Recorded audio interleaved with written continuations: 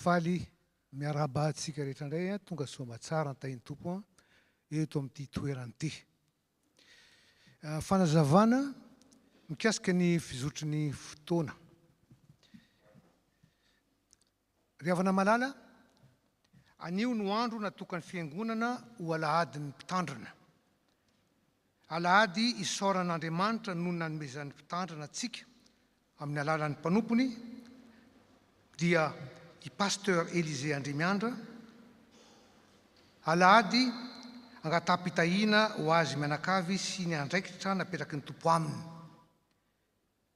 Alahady anehoana koa ny firaiketam-po sy fankasitrantsika azy no ny asa fanompoana totosainy eto anivon'ny fiangonana. Ary ny amin'izany dia faly isika fa ity no andro nataon'i Jehovah ahafahantsika mifaly miaraka amin'ny mpitandrina sy ny ankonany iray eto amin'ity tanànany Gardosy ity. Ary rariny loatra ny anaovana an'izany satria feno 17 taona amin'ity taona ity na mpitandrina matianina ny pasteur Élisée Andrimiandra teto amin'ny FP Matoloza. Ary 30 taona ny totalin'ny taona rehetra ny tandremany ny fiangonantsika. Eto dia misaotra ihany koa an'Andriamanitra no nanomezana antsika ny mpitandrina no Mena Ramarsona izay efa hitantsika eto, mpitandrina mpiofana eto amin'ny tafo Toulouse. Ary manaraka izany dia fifaliana antsika mandray ny mpitandrina pasteur Hermino Andriamanantena izay tonga hiara-mankalaza amintsika izao fotoana lehibe izao. Pasteur Hermino Andriamanantena moa dia tsy vahiny eto amintsika fa efa filohan'ny FPMA Toulouse ary mpitandrina amin'ny EPUDF. EPUDF moa dia hoe Église Protestante Unie de France. Izany hoe fantatsika amin'ny ERF fa raha eto Toulouse antsika. Anio dia izy no mitondra ny afatry ny filazantsara ho antsika sy tantana ny fandraisan'ny fanasan'ny tompo. Mety misy fanitsiana kely ny pasteur Andriamandry Élisée sy pasteur Nomena Ramarsona no hitantana ny fanasan'ny tompo. Raha tanisaina fohifohy ny andraikitry ny pasteur Andriamanantena Hermino dia tahaka izao. Nandrisy 9 taona nanomboka tamin'ny 1990 dia filohan'ny FP Matoloza izy. Ary nanomboka tamin'ny 790 nandritry ny 3 taona dia chef choral ny FP Matoloza. Ary tamin'ny 1992 dia izy anisan'ireo nanangana ny choralie tany Poitiers. Zay ankehitriny moa dia antsoina hoe cœur uni. Ho anareo izay voantso malala ao amin'Andriamanitra ray sy voatahiro an'i Jesosy Kristy, hampitomboana ho anareo anie ny famindram-po sy ny fiadanana ary ny fitiavana. Amin'ny anaran'ny Ray sy ny Zanaka ary ny Fanahy Masina. Ry hava malala, avy aoka isika ioby ho an'i Jehovah fa Andriamanitra lehibe izy ary mpanjaka lehibe ambony ny Andriamanitra rehetra. Ka iarana mamaky ny fiobiana azy ny Salamo fa 400, ny 220 dia mitsambikina antsika eny amin'ny 720 ka hatramin'ny 130. Salamo fa 400 iarahantsika mamaky ho fiobian'Andriamanitra. Endre ny amaroany ny asanao Jehovah o, fa endre anao nanaovanao azy rehetra. Endrika ny zavatra nataonao ny tany. Izao miandry anao mba homenao ny hanina amin'ny fotoana. Manome ianao dia manangona izy. Manokatra ny tananao ianao dia vokiny soa izy. Manafina ny tavanao ianao dia raiky tahotra izy. Alainao indray ny ainy dia maty izy ka mody any amin'ny vovoka nanalana azy. Maniraka ny fanahy ianao dia ary izy ary manavao ny taren'ny tany ianao. Mandrakizay anie ny voninahitry Jehovah, aoka Jehovah hifaly amin'ny asany. Hira 220 sy 2 ary 4, Jehovah o dia iray ianao.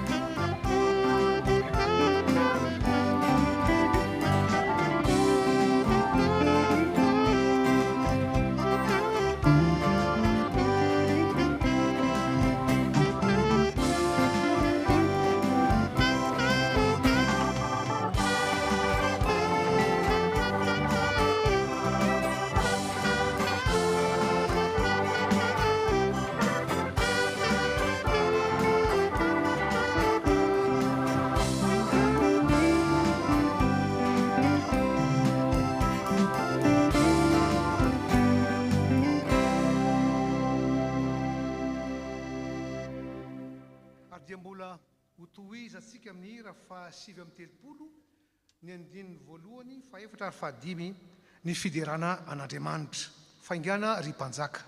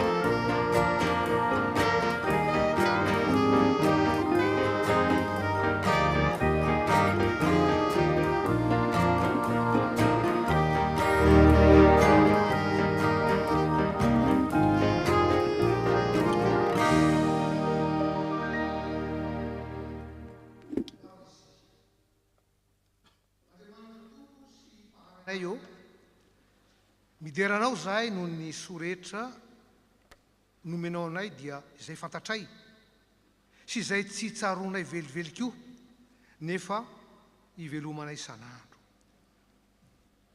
Tamin'ny voalohany dia ny teninao no naharianao ny tany sy ny lanitra. Ny teninao dia pahary hatramin'ny voalohany. Koa anio dia tafavoreto anatrehanao zahay mba haharianao anay indray hitovy endrika amin'ny zanakao. Misaotra anao zahay noho ny nanoloranao mpitandrina araka sitraponao ny fiangonanao FP Matoloza dia pasteur Élisée André Miandra izay miandry ny ondrinao amin'ny fahalalana sy ny fahendrena avy aminao. Misaotra anao zahay noho ny amin'ny fandamina ny fiangonana, ny amin'ny fanatanterana ny aliadin'ny mpitandrina androany izay efa napetraka feno teo aminao ary iarahan'ny vahoakanao manontolo sy ny sehampitaizana samihafa eto amin'ny FP Matoloza mandritry ity tontolo andro ity. Metezanao tompo anatrika ny fotoana rehetrarehetra ka izay tanterahana eto dia atsiarovanay fiainam-baovao ao amin'i Jesosy Kristy. Tsaroana ny teninao apôstôly, raha misy olona amin'ny Kristy dia olom-baovao izy. Mba hamarino amin'ny fiangonanao zany rehefa miala eto ny vahoakanao. Tompo, efa nampanantena anay ianao fa tsy hiverina aminao ny teninao raha tsy efa nahavita nanderanao azy koa ankehitriny tanterao ny asan'ny nandro azy ka tonga anay handray ny fahafenoan'i Kristy sy ny fahatanteran'ny fifaliany. Hoderaina sy ankalazainay indray ny anaranao noho ny asanao sy ny voninahitrao, Ray, Zanaka ary fanahy masina. Amin'ny anaran'i Jesosy Kristy Zanakao Tompo sy mpamonjy anay no anaovanay zany vavaka zany. Amen. Afaka mipetraka fiangonana.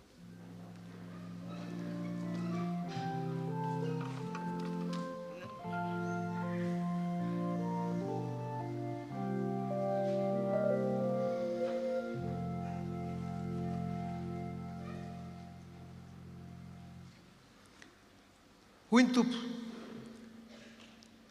miaino ahy ianareo anaka ary tandremo ny teny alokan'ny vavako ka enoy amin'ny fanajana ary ny sady eritreritry lalina izao teny anambarana ny sitrapon'Andriamanitra izao. Ny fanahy masina mihitsy no manambara amin'ny fanahintsika fa zanak'Andriamanitra isika. Ary raha zanaka dia mpandova koa ka sady mpandova ny soa nampatenan'Andriamanitra no mpiara-mandova izany amin'ny Kristy satria raha miara-mijaly amin'ny Kristy isika dia ara-ko miamboninahitra amin'ny kio. Hira fa 5:dimajato andininy voalohany sy fahatelo tsara lova ry Jesosy.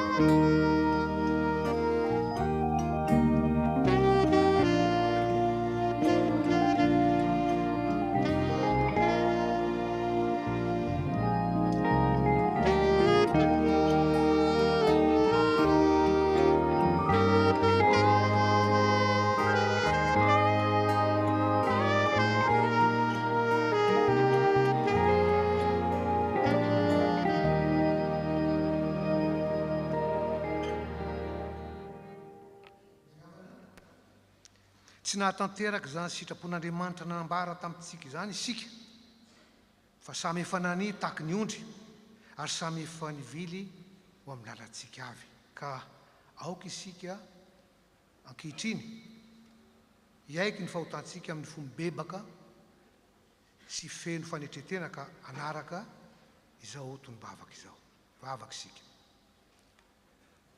Andriamanitra masina monina ny tampony lanitra ny lanitra tsy misy na inona miafina aminao mibanjo na nay rehetra ny masonao mijera-pifitiavana ny fo torotoro sy mangoraka ianao koa mandroso eto natrehanao mipanetreteny zahay mangay ahy noho ny hotanay zahay na izay nataonay tamin'ny mpiniavana na izay nitanterahanay tsinahy na izay tsaronay na izay noadinoanay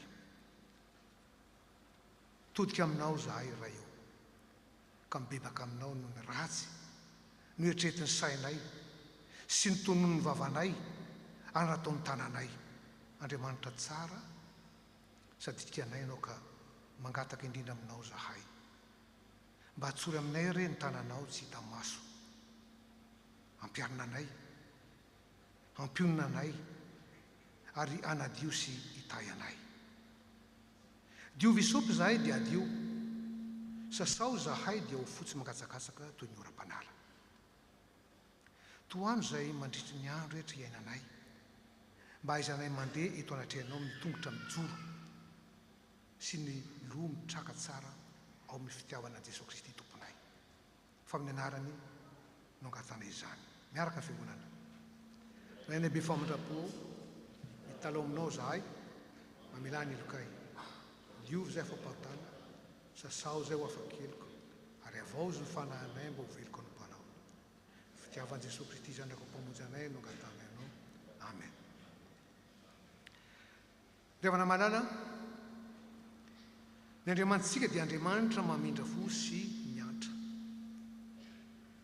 koa ianao izay mibebaka marina tokoa raisy ho mpitsanganana amin'ny fonao zao teny famelan-keloka omenanao izao tsangana fiangonana.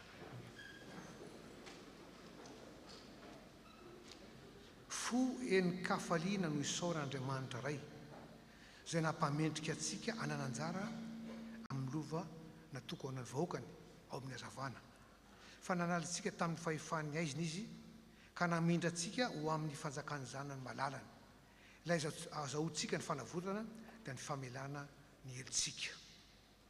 Hira fa 2:7 voalohany sy fahatelo o mba raiso izao.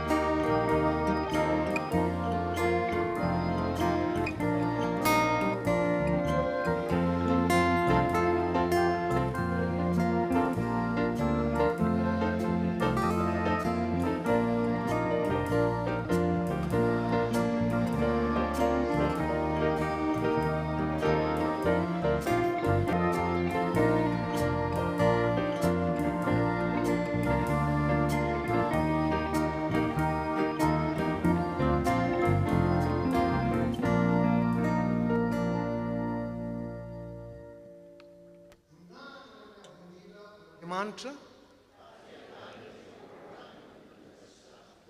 aoko hipetraka ny fiangonana.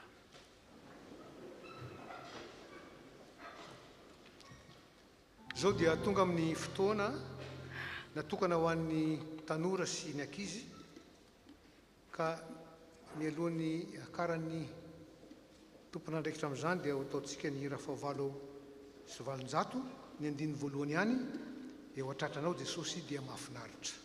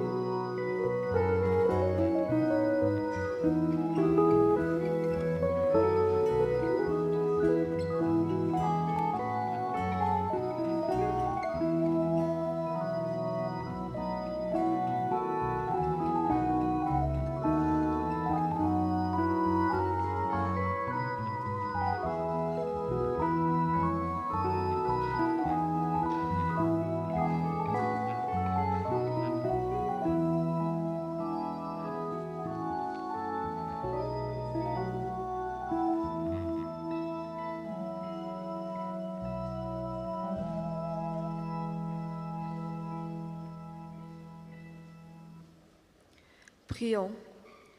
Merci Seigneur de nous donner ce moment afin qu'on puisse recevoir ta parole, que ton Saint-Esprit nous guide. Au nom de Jésus, Amen. Bonjour à tous. Le thème que nous allons aborder aujourd'hui est le royaume éternel du Christ et l'héritage de tous ceux qui croient. Tout d'abord, est-ce que tout le monde ici comprend bien le mot héritage? Qu'est-ce qu'on hérite? Et surtout, par qui on peut hériter de quelque chose? Par exemple, on hérite de nos parents. Nous sommes les enfants de nos parents. Qu'est-ce qu'on peut hériter de nos parents?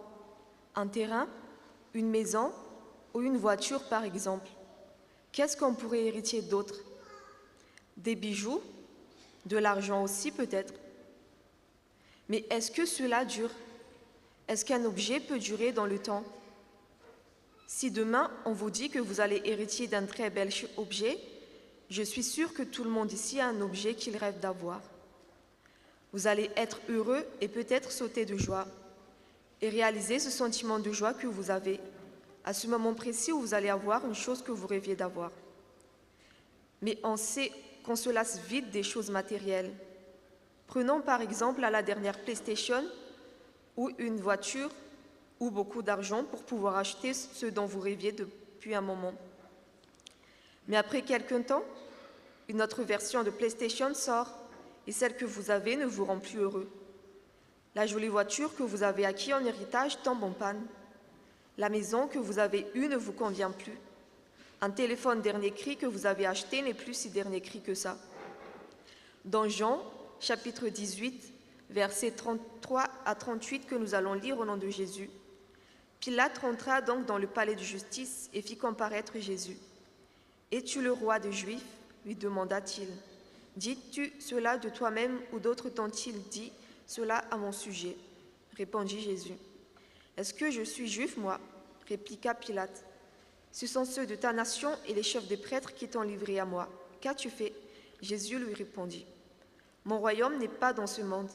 Si mon royaume appartenait à ce monde, mes serviteurs se seraient battus pour que je ne tombe pas aux mains des chefs des Juifs. Non, réellement, mon royaume n'est pas d'ici. Et tu donc crois ?» reprit Pilate. « Tu le dis toi-même, je suis roi. Si je suis né et si je suis venu dans ce monde, c'est pour rendre témoignage à la vérité. Celui qui appartient à la vérité écoute ce que je dis. Il nous est promis un royaume qui n'est pas dans ce monde. Alors oui, nous sommes donc les enfants de papa et maman, mais en tant que chrétiens, nous sommes avant tous les enfants de Dieu. Notre condition pour accéder à cet héritage, c'est la foi en Jésus. C'est un fait donc qu'à travers Jésus, nous sommes devenus enfants de Dieu. Nous sommes donc les héritiers de Dieu. Ceux qui se repentent de leurs péchés et qui croient en Jésus-Christ comme seul Sauveur et Seigneur sont alors adoptés par Dieu comme ses enfants. Mais quel est donc cet héritage dont il est question? Cet héritage, c'est le plus grand de tous les trésors. C'est la vie éternelle, une vie où il n'y aura que joie, une vie auprès du Seigneur. L'héritage que nous recevrons est impérissable. La joie que nous aurons en entrant dans ce royaume de Dieu sera éternelle. Elle ne sera pas de passage comme la joie qu'on a pu avoir lorsqu'on a eu un bel objet et que finalement on s'en est lassé. L'héritage est indestructible, pas comme cet objet qui nous a procuré du plaisir mais qui est finalement cassé. Et pour finir, l'héritage est inaltérable et ne perd jamais de sa valeur. Il sera toujours plus précieux que tout ce que la vie sur terre peut nous offrir. Il sera toujours plus grand que toutes les souffrances que nous pouvons connaître. Je vous invite donc à ne jamais oublier ces choses-là. Réfléchissez à chaque instant à ce que cet héritage implique et laissons-nous émerveiller par la grâce et la bonté de notre Dieu. L'héritage que nous recevrons est merveilleux. Notre condition pour être grand héritier est d'avoir le trésor qui est Jésus, comme le dit le chapitre 18 du verset 33 à 38. Ne l'oubliez jamais. En route donc pour la quête de ce trésor qui sera notre héritage. À Jésus seul la gloire. Amen.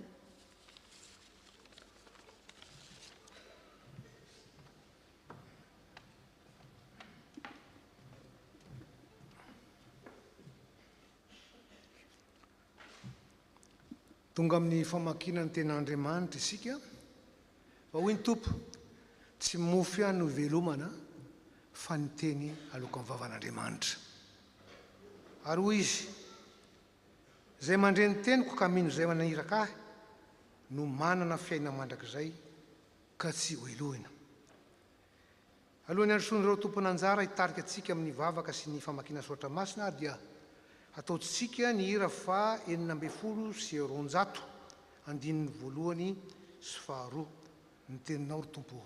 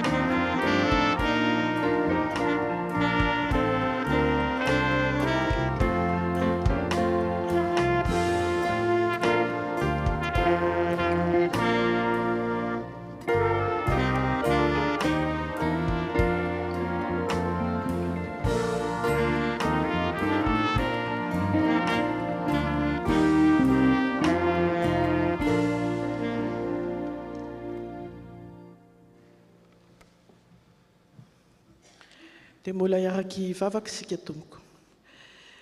Misaotra anao zahay ry tomponay amin'ity fotoana izay ombonanay amin'ny fionana aminao. Fanahy masino mitoera ty anatinay anazava mba hatakaranay izay tianao ambara ka tsy hiverina aminao ny teninao. Ary aoka tompo, tsy ho toy ny diranay teto androany ny voanay eto.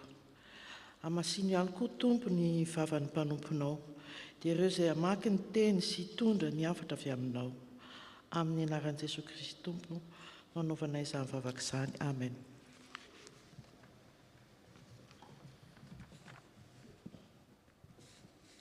Ho atombontsika ny famakiana ny teny, izany dia ho hitantsika eo amin'ny bokin'ny Daniela mpaminany. Daniela mpaminany, toko 7, andininy 17 sy ny 14. Daniela toko 7, andininy 17 sy ny 14. Amin'ny dika teny DM no anaovantsika izany, amin'ny anaran'ny Tompo. Dia mbola nijery ny fahitana azoko tamin'ny alina ihany aho, ka indro nisy tahaka ny zanak'olona tonga teny amin'ny raholanitra, ary nankeo amin'ilay anti-da izy, sady napakana kekeziny azy. Ary nomena azy ny fanapahana sy ny voninahitra ary ny fanjakana, mba hanompo azy ny foko sy ny firenena ary ny samy hafa fiteny rehetra.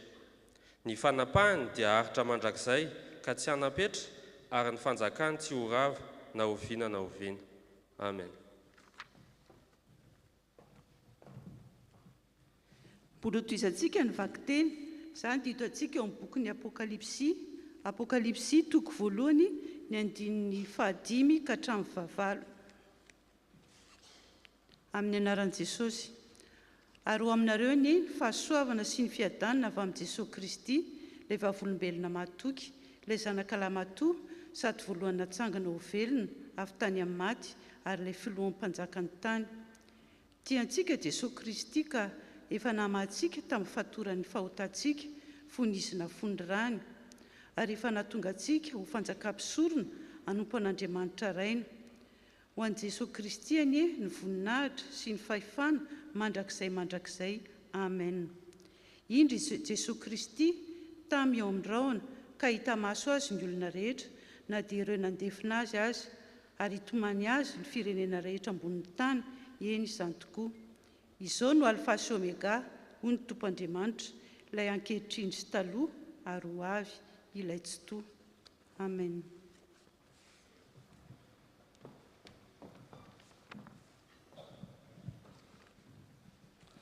Eo am-pitsangana ary no hamakitsika ny filazantsara miara-mitsangana isika. Filazantsara araky ny Jaona toko 7:20, andininy 7:30 ka hatramin'ny 7:30. Vakina amin'ny dika teny iombonana. Amin'ny anaran'i Jesosy. Tamin'izay dia niditra tao an-dapa indray i Pilato, ary niantso an'i Jesosy ka nanao taminy hoe: ianao ve ny mpanjakan'ny Jiosy? Dia nivalian'i Jesosy hoe: anao samirery izany teny izany. Sa nisolo-kafa nilaza taminao? Pilato kosa niteny hoe: fa izao anga Jiosy? Ireo olona iray firenena aminao sy ireo lohandoha-pisorona no nanolotra anao tamiko. Inona moa no nataonao? Dia nivalian'i Jesosy hoe: tsy anisan'izao tontolo izao ny fanjakako, fa raha an'izao tontolo izao ny fanjakako dia ho niady ny mpanomboko mba tsy ho voatolotra tamin'ny manam-pahefana Jiosy aho. Kanefa tsy anisan'izao hoe ty izao ny fanjakako.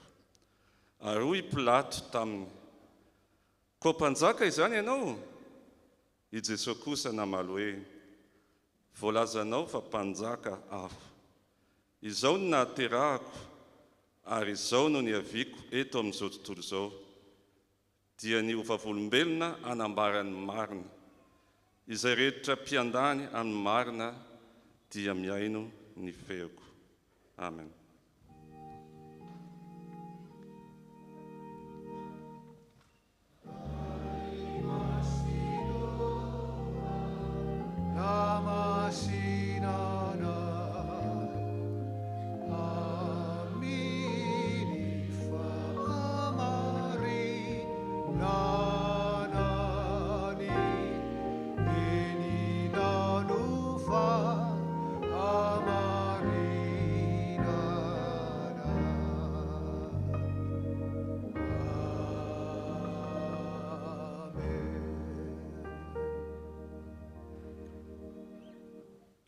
Eo am-pitsangana ihany ry havana no hiredonatsika ny hira 470 andininy 7.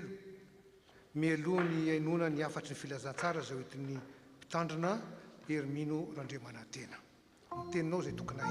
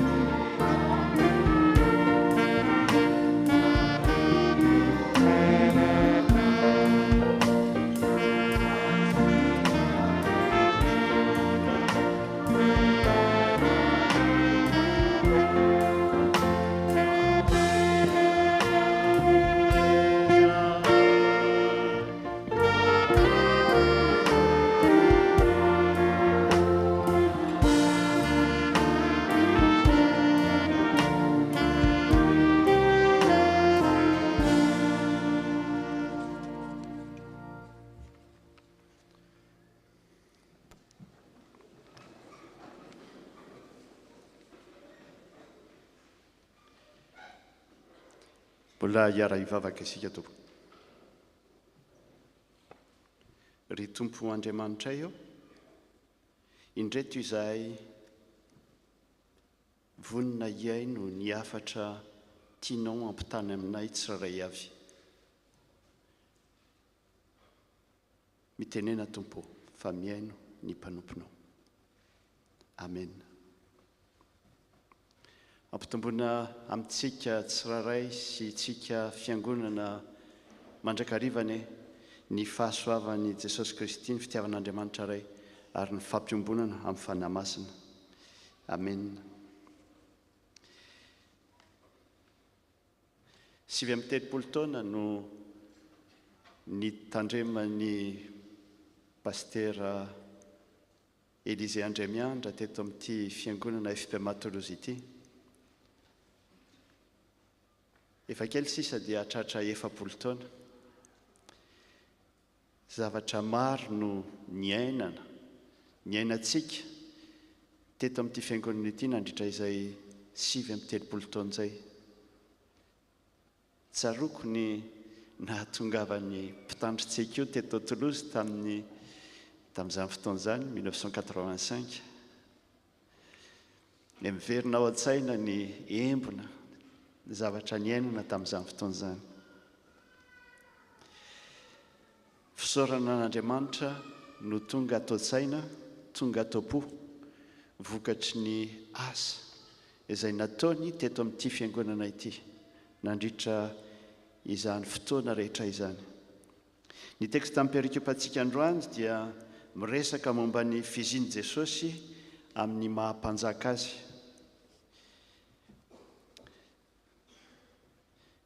Atomboky ny perikopantsika amin'ny firesahana momba ny fizian'i Pilato, ny identité an'i Pilato, ny resaka. Ny fizian'i Pilato amin'ny manam-pahafana azy eto amin'ity perikopa ity amin'ny jaon'ny filazantsara araka ny jaona 9:10 ity dia ahodik'odin'ny mpitondra fivavahana jiosy izay nanolotra an' Jesosy ho tsarainy Pilato. Ny lesona voalohany azontsika raisina amin'izany fampidirana ataon'ny perikopa izany dia mila mifototra, mila mamaka tsara, tena hanifotony ny fahefana rehetra mba hisorohana ny fanodikodinana samihafa misy eto amin'izao tontolo izao, ary tsy afabela amin'izany ny fahefam-piangonana. Ahoana ny fomba hisorohan'ny fanjakan'i Jesosy amin'izany fandrika izany araka ny filazantsara ny jaona? Misy fanontaniana telo no arosoko ampieritreretana antsika. Fanontaniana voalohany, ahoana no hamaritana ny fanjakany Kristy, fanjakana mandrakizay ny Kristy? Fanontaniana faharoa, inona ny fomba niainany Kristy an'izany? Fanontaniana fahatelo, ahoana ny feon'ny fanjakany Kristy eo amin'ny fiainantsika? Ahoana fomba itsika miaina izany lova izay nomenantsika izany? Voalohany ary, inona no interprétation na fomba fahazona ny hevitry ny teny hoe fanjakan'i Jesosy araka ny tekstantsika? Misy fomba telo samihafa azo soahina avy amin'ity teksta ity. Ny fiziny eto dia tarafina amin'ny fijeriny manodidina. Fijery voalohany izay azo anazavana ny mahampanjaka an'i Jesosy dia ny anjiosy sy ny mpitondra fivavahany zareo. Tena resy lahatra tanteraka ry zareo fa nanefoefo sy ny dadasika ny fanjakan'i Davida. Hitantsika ao amin'ny bokin'i Daniela izany fieritreretana izany, ary fanantenana koa ny ampiverenana izany fanjakana manefoefo izany. Antenain'izareo fa hiverina io fanjakana goavana io rehefa tonga ny Mesia, zanaky Davida, avy amin'ny taranak'i Davida. Ao anatin'io fanantenan'izareo io ny fahanafahana azy ireo amin'ny famiretan'ny mpanjanatany Romanina.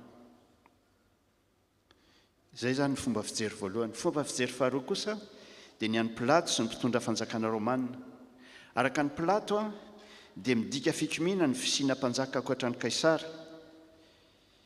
Izay rehetra mitonona ho mpanjaka na manaiky ho tononona hoe mpanjaka dia samborina fa manembanembana ny fahefana. Izay ny fomba fijery faharoa izay hijeren'ny olona manodidina an'i Jesosy ny fiziny. Ny fomba fahatelo dia ny an'ny mpino. Ny mpino na ny mpianatra mpanaradia an'i Jesosy. Ny mpino dia mametraka fitokisana ao amin'ny fanambaran'i Kristy mikasika ny fitiavana maimaimpona tolotr'Andriamanitra. Ho an'ny mpino, ho an'ny mino dia fanekam-pinoana ny filazana fa mpanjaka Jesosy. hitantsika araka ny ireo fomba fijery anankitelo ireo fa ny fiziny ny olona anankiray dia matetika miankina amin'ny fijery izay ataony manodidina azy, izay mamaritra ny maha izy azy ny olona anankiray, ny fijeriny ny hafa, ny hevitry ny hafa, ny teny ataon'ny hafa. Ohatra ataony ray aman-dreny, ny ray aman-dreniko dia ny teny hoe mino ianao, dia nyraisiko tokoa izany fa mino aho. Ireo ny fomba telo hitantsika eto azo amaritana amin'ny fanjakan'i Jesosy. Ahoana kosa ny fomba nentin'i Jesosy ny aina izany mahampanjaka azy izany? Io no fanontaniana faharoa apetraka ity teksty amintsika androany. Hoy Jesosy hoe, izany no antony nahaterahako. Fantatsika tokoa fa ny zaza rehefa teraka dia manomboka manana ny maha izy azy. Izany no antony nahaterahako Jesosy dia ny ho mpanjaka. Nanaiky ho tonga nofo izy, nateraka toy ny olombelona rehetra, ary maty toy ny zava-mananaina rehetra. Jesosy tena olombelona nofo amandra no mpanjaka ny fanatrika tamin'ny Pilato. Tsy izany ihany nefa, fa mbola ampiny Jesosy koa hoe, izany no antony niaviako. Ny matoan-teny hoe niavy dia midika fa mpiavy. Sahala amin'ny ankamaroantsika eto dia mpiavy eto amin'ity tany iainantsika ity. Ary Jesosy dia nitony tena ho mpiavy, izany no antony niaviako izy teto amin'izao tontolo izao. Ny raha indrainy izy anambara sy aneho ny fitiavana maimai-poana atolonao antsika. Izany no antony niaviany, anambara ny marina. Fanambarana hoy ny bokin'ny Apokalipsy. Ny teny hoe manambara eto amin'ity perikopy ity na ao amin'ny ankamaroan'ny andinin-tsoratra masina amin'ny testamenta vaovao dia andikana an'ilay teny grika hoe martiora, izay azo adika koa hoe vavolombelona. Olombelona manana vava. Mahafinaritra ny fitentsika malagasy, olombelona manavava ny vavolombelona. Vava hoentina miteny, hoentina manambara, indraindray manambara ny tsy marina, fa ny an'i Jesosy kosa dia manambara ny marina. Izany ny fomba entin'i Jesosy miaina ny mahampanjaka azy. Ny antony niaviany dia hanambara ny marina. Ary ny teny hoe marina, araka ny filazantsarany Jaona, dia izay azo ametrahana fitokisana, hanankinana ny fiainana. Arak'izany ny fahamarinana eto dia izay maneho marina ny maha-Andriamanitra n'Andriamanitra. Andriamanitra, hoy Jesosy amin'ny filazantsarany Jaona, dia mikasa ny amonjy antsika tsirairay. Izany ny tena marina momba n'io Andriamanitra Jesosy io. Izany no misionana ny raha andrainy an' Jesosy. Aneho ny mahafahasoavana n'Andriamanitra. Andriamanitra fahasoavana, Andriamanitra fitiavana, vokatry ny fitiavana tsy misy takalony izay tiany homenantsika. Fitiavana tsy ahividiana, atolo ny maimai-poana ho antsika. Io fitiavana io dia fitiavana maharitra mandrakizay. Ary ny fiainana izay vokatry ny fitiavana, fantatsika fa ny zaza dia teraka vokatry ny fitiavana. Fitiavana no antom-pizina sy antom-pisiny ny zaza. Raha fitiavana mandrakizay no niteraka anao, dia fiainana mandrakizay no lovanao. Fitiavana mandrakizay atolotra maimai-poana ho anao. Raha toy izany ary ny fanazavan'ny teksta mikasika ny fomba ny ainan'i Jesosy, ny misionana ny raha handray azy, dia inona kosa ny vokatry ny fanjakan'i Kristy eo amin'ny fizintsika? Asaritanareo ilay fahasamihafan'ny fizina araka ny fahazoko azy amin'ny fisina. Fisina, mialatsiny mampiasa teny frantsay, existence. Misy, existe, exister. Fa ny fizina kosa dia ilay antsoina koa hoe identité na essence avy amin'ny verbe être. Inona ny vokatry ny fanjakany Kristy eo amin'ny fizitsika tsirairay avy. Izany no fanontaniana fahatelo farany napetraka ity texte tamiko rehefa nivavaka aho nandinika azy namaky azy. Ny lohahevitra ny vidinareo anakinan'ity fotoana ity dia ny fanjakana mandrakizay ny Kristy no anjara lova ho an'ny mino. Ahoana ary ny fihon'izany fanjakana mandrakizay ny Kristy izany eo amin'ny fiainan'ny mino? Inona no ifandraisany amin'ny fanjakan'Andriamanitra? Ny filazantsarany Jaona dia mahafantatra tsara ny atao hoe fanjakan'Andriamanitra araka ny hitantsika, araka ny fanazavany azy eo amin'ny toko 7, 7 sy 5. Asa raha azonareo an-tsaina ilay dinidinika amin'ny andro maizimaizina tamin'ny Nikodemosy. Teo no nilazany Jesosy tamin'ny Nikodemosy hoe izay ateraka indray no miditra ao amin'ny fanjakan'Andriamanitra. Eto amin'ny perikiopantsika nefa dia ny fanjakan'ny Kristy no resahana. Maninona tsy ilay fanjakan'Andriamanitra no naveriny filazantsarany Jaona eto amin'ity perikiopa ity, fa maninona no fanjakako no teneniny Jesosy. Ankehitriny dia tsy avy amin'izao tontolo izao ny fanjakako hoy Jesosy tamin'ny Pilato.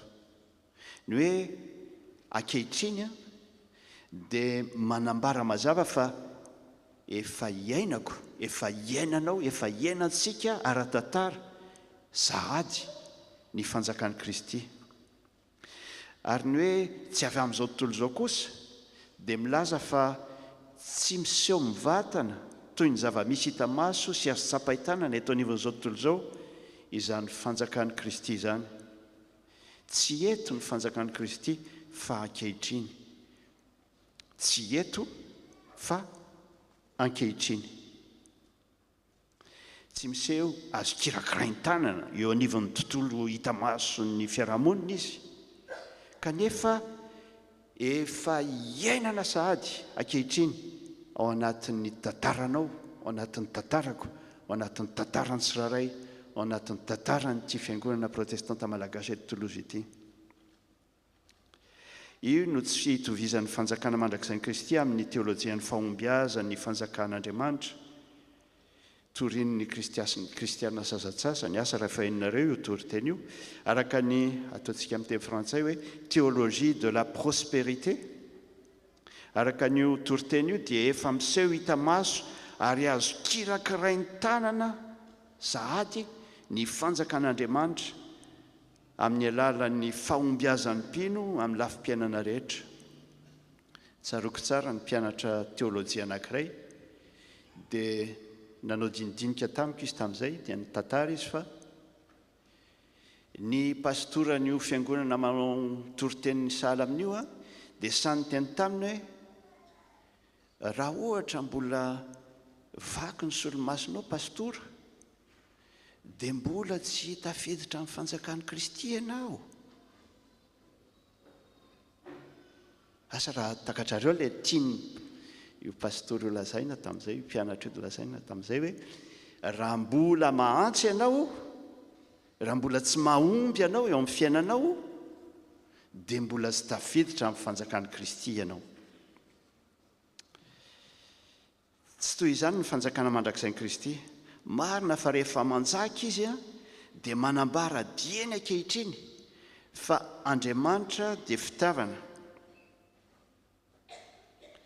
Saingy tsy kirakiraina eo anivon'izao tontolo hita maso izao izany fanjakana izany. Ny fanjakan'ny Kristy dia efa miatra ankehitriny, saingy tsy kirakiraina dieny ankehitriny ao amin'ny tontolo hita maso. Ahoana kosa ary no azo andikana an'izany? Tsy hita maso nefa ankehitriny. Ny fomba niainako an'io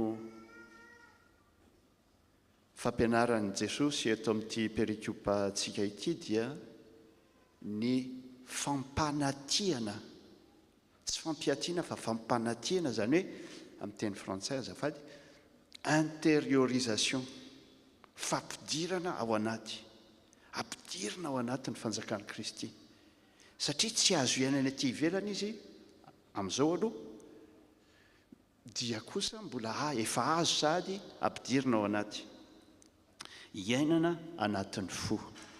Ohatra omeny ty perikopy ty, tsy nisy miaramila an'i Jesoa tonga niaro azy tamin'ny fahavaliny izay tonga nisambotra azy. Tsy nisy miaramila hita maso, tsy nisy mpanompo hita maso avy nanampy an'i Jesoa tamin'ny fotoana nisamborana azy. Fa kosa nisy anjely, asa raha hita maso na tsy hita maso, nisy anjely tonga nampahery azy tao Getsemane, tao anatin'ny vavaka. Asa raha azontsika sara an-tsaina ny fomba nazavan'ny filazantsara Jaona sy ny sinoptika an'izany mahasamihafa ny hita maso sy ny ao am-po izany. Ny finoana, ny atao hoe mino, dia ny fampanatiana an'izany fanjakan'i Kristy izany, iainana ao anaty. Izay mandray ny fanjakan'i Kristy dia ampidirin'i Kristy ao amin'ny fanjakan'Andriamanitra. Io ilay ataon'ny Jesosy tamin'ny Nikodemosy hoe ateraka indray na ateraka ny rano sy ny fanahy, miditra ao amin'ny fanjakan'Andriamanitra izay manaiky anjakan'i Kristy ao am-pony sy ao amin'ny fiainany. Ny vokatry ny finoana dia ny fametrahana tanteraka, ny fitokisana ao amin'ny fitiavan'Andriamanitra ambara Kristy, mametraka manontolo ny fanantenana, ny fitokisana, ny fiainana ao amin'ny fampanantenana izay ambaran'i Kristy. Ireo izay mino dia miezaka iaina ny fitiavana ny raisiny. Raha ohatra fitiavana manavakavaka ny raisinao, dia afaka mity manavakavaka koa ianao. Raha fity mitongilana no ny raisinao, dia afaka mity mitongilana koa ianao. Saingy ny fitiavana izay nomen'Andriamanitra tamin'ny alalan'i Jesosy Kristy ho antsika tsirairay, dia fitiavana tsy manavakavaka, tsy mba manavakavaka. Na mpivarotena, na mpamory hetra, na mpangalatra, mpamon'olona teo amin'ny hazo fijaliana, dia noraisiny avokoa. Fitiavana tsy manavakavaka, ampiarina eo amin'ny fiainana andavanandro. Raisiny Jesosy ho zandriny daholo ny olona rehetra. Antsoiny ho mpitandrina daholo ny olona rehetra. Manomboka amin'ny fitandremana tsara ny talenta sy ny famezam-pahasoavana natolony ianao izany, fa mety ho tafita amin'ny fitandremana fiangonana, mitandrina tsara ny ondry izay napetrak'Andriamanitra aminao. Miaina ny mahazandriny Jesosy azy, ny mino zandriny Jesosy ianao, zandriny Jesosy ao. Andriamanitra ny omba sy hanampy antsika rehetra. Amen.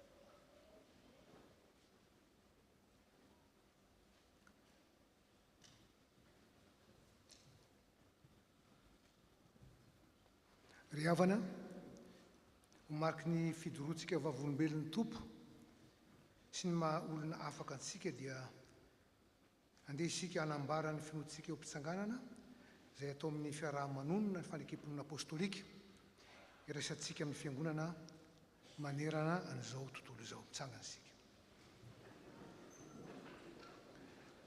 Mino Andriamanitra ray tsy to mpanao lanitra sy ny tany aho ary mino an Jesosy Kristy zanany natokana tompontsika izay nitorotoro tamin'ny fanahy masina nateraka Maria Virgine jala napoka Ponty Pilato nombona tamin'ny hazo fijaliana maty nalevana nina tany amin'ny titsika tsangana tamin'ny maty tamin'ny andro fahatelo niakatra ho any an-danitra mipetraka ho van'Andriamanitra ray tsy to avy aminy veniny tsara velona sy ny maty mino fanahy masina fiangonana masina Maria roapolo zao fiangonana masina famelan-keloka fitsangana tena maty ary fiainana mandrakizay.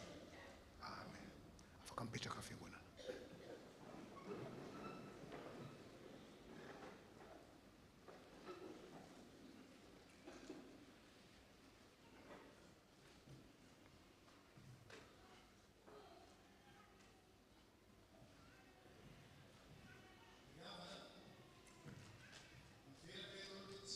Fanasan'ny tompo izay anasan'ny tompo antsika maneho ny firaisana aminy fa indrindra koa maneho ny fampiraisana tao aminy satria isika rehetra dia tena iray ihany no ilay fanjakana tokana izay nampanantenaina antsika ao amin'ny Kristy.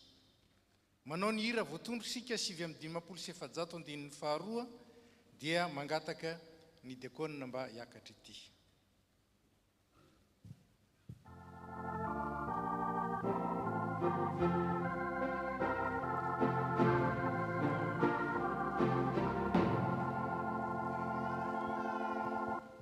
Jesu mofonai na suamba fukisu iza Jesu la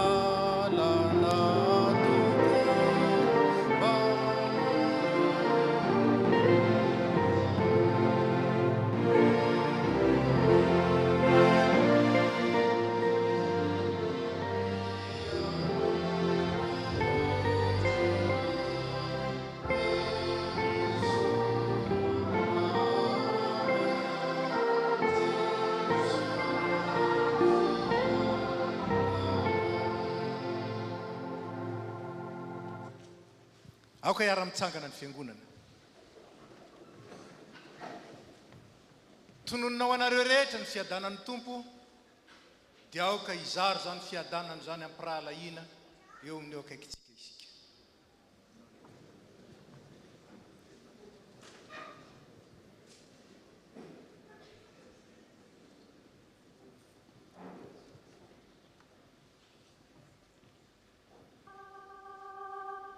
O aminareo ani eny tompo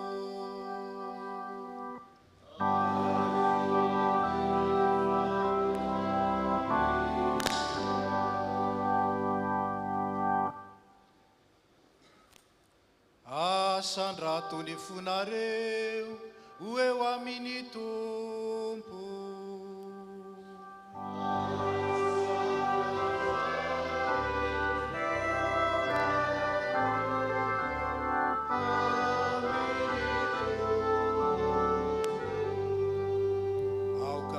raintsika ny tompo Andriamanitra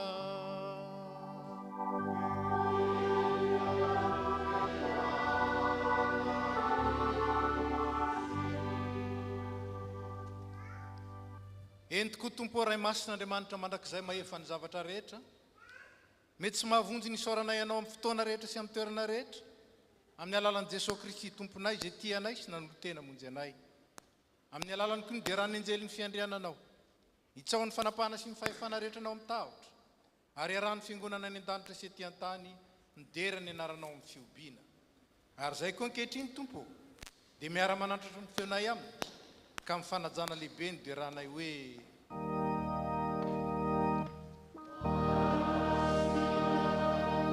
Amen.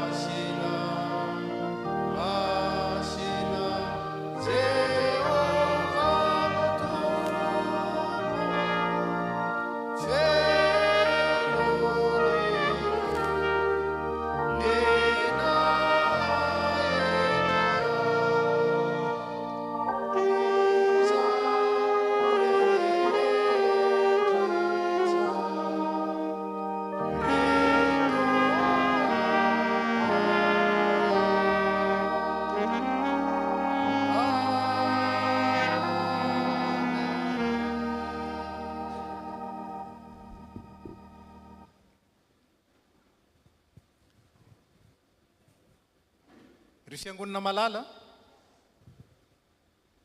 aoka isika tsiaro an' jesosy kristy zay maty solo antsika nitsangana ho fanamarinana antsika dia rehefa anaty mpihavanana tolotr'Andriamanitra antsika izany kaoka isika hiara-misaotra sy hivavaka. Misaotra anao izay Andriamanitra rainay tompony lanitra sy ny tany fa no famindramponao aminay mpanonta mahantra dia nomenao ny zanakao ilay tokana mba tsy ho very izay rehetra mino azy fa hanana fiainana mandrakizay. Ry any an-danitro, indreto izahay manao eto anatrano amin'ny fahatsiarovana amin'ny fahatongavan'ny zanakao olona, fijaliany sy ny fahafatesany, fitsanganany tamin'ny maty ary ny fifoana mandrakizay ho anay ka miandry sy mitalao amin'ny fiverinana izahay. Ankehitriny indray io, ahidino ny fanahy masina mba hameno ny fonay ka handraisanay tokoa ny tomponay amin'ny finoana velona amin'izao izy manantona anay amin'ny alalan'izao fanasana izao miaraka amin'ny fiangonana. Ry Jesosy Kristy Tompo, izay tonga eto anatrehanao, hiobina amin'ny latabatrao masina, dia mangataka mba hampiresinao aminao, ohatran'ny sambana amin'ny voaloboka. Ampianaro hifankatia tahaka ny tiavanao anay izahay, ary aoka izay hiara-manana amin'ny fiangonana amin'ny masina manontolo, ny fiononana sy ny fifaliana aminao.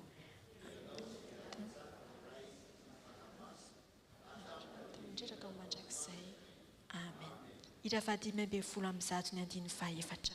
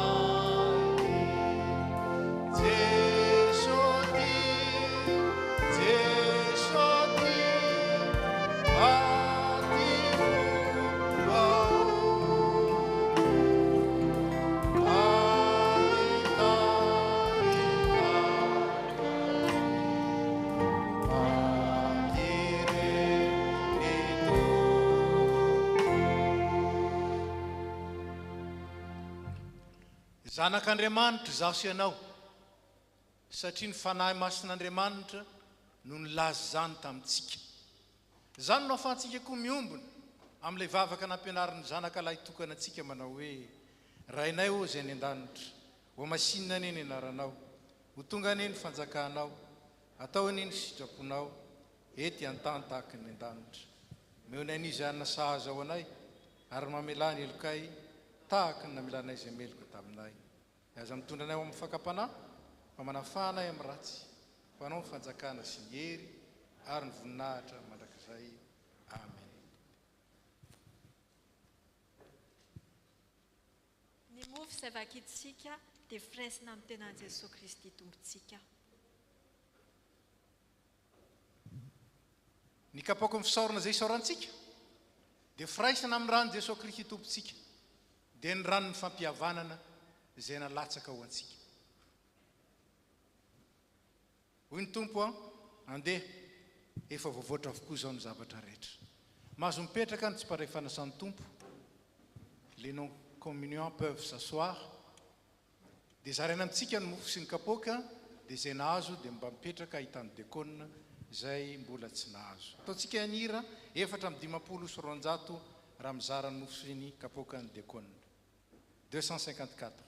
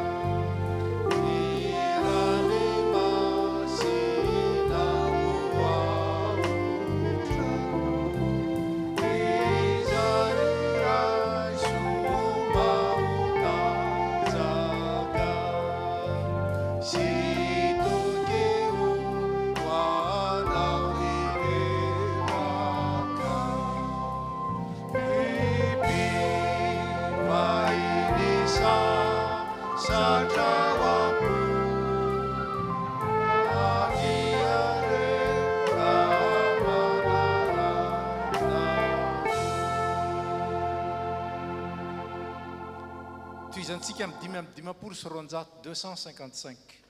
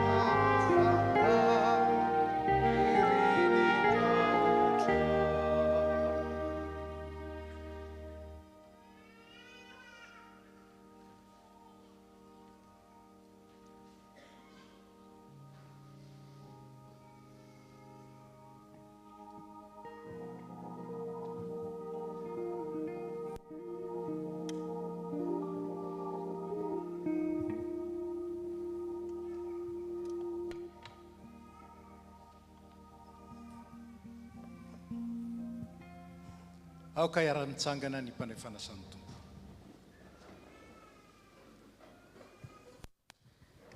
Hoy Jesosy Kristy Tompo, raiso ano ity ny tenako izay omena ho anareo izao no ataovy ho fahatsiarovana.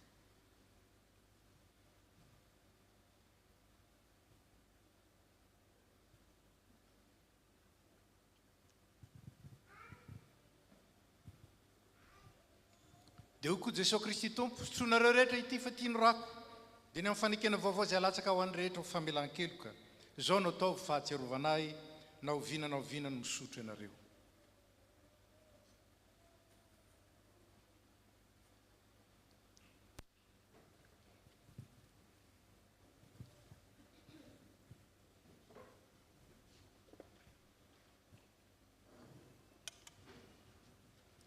Jesosy Kristy Tompontsika izay voaomby tamin'ny hazo fijaliana ka nitsangana tamin'ny maty, nefa nanome anareo ny tenany sy ny rahy izay nanavotany anareo tamin'ny fahotana rehetra. Izy ene ampahery sy hiaro anareo amin'izany amin'ny finoana marina ho fiainana mandrakizay.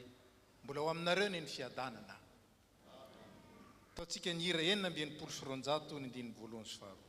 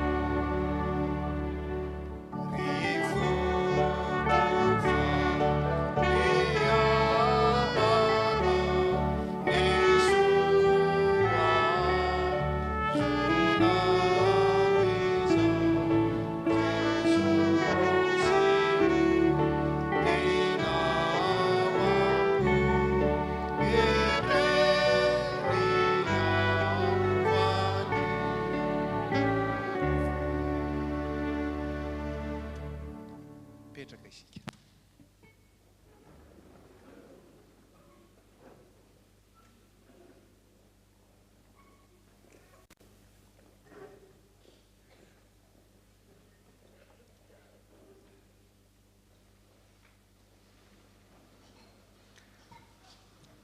Tonga amin'ny filazan-draharaha isika koa dia angatana ny tompona andraikitra eroso anambarany raharan'Andriamanitra miandro santsika eto amin'ity tafo FP Matolozy ity. Aorian'izany dia ho tanterana ny fiarabana ny vahiny.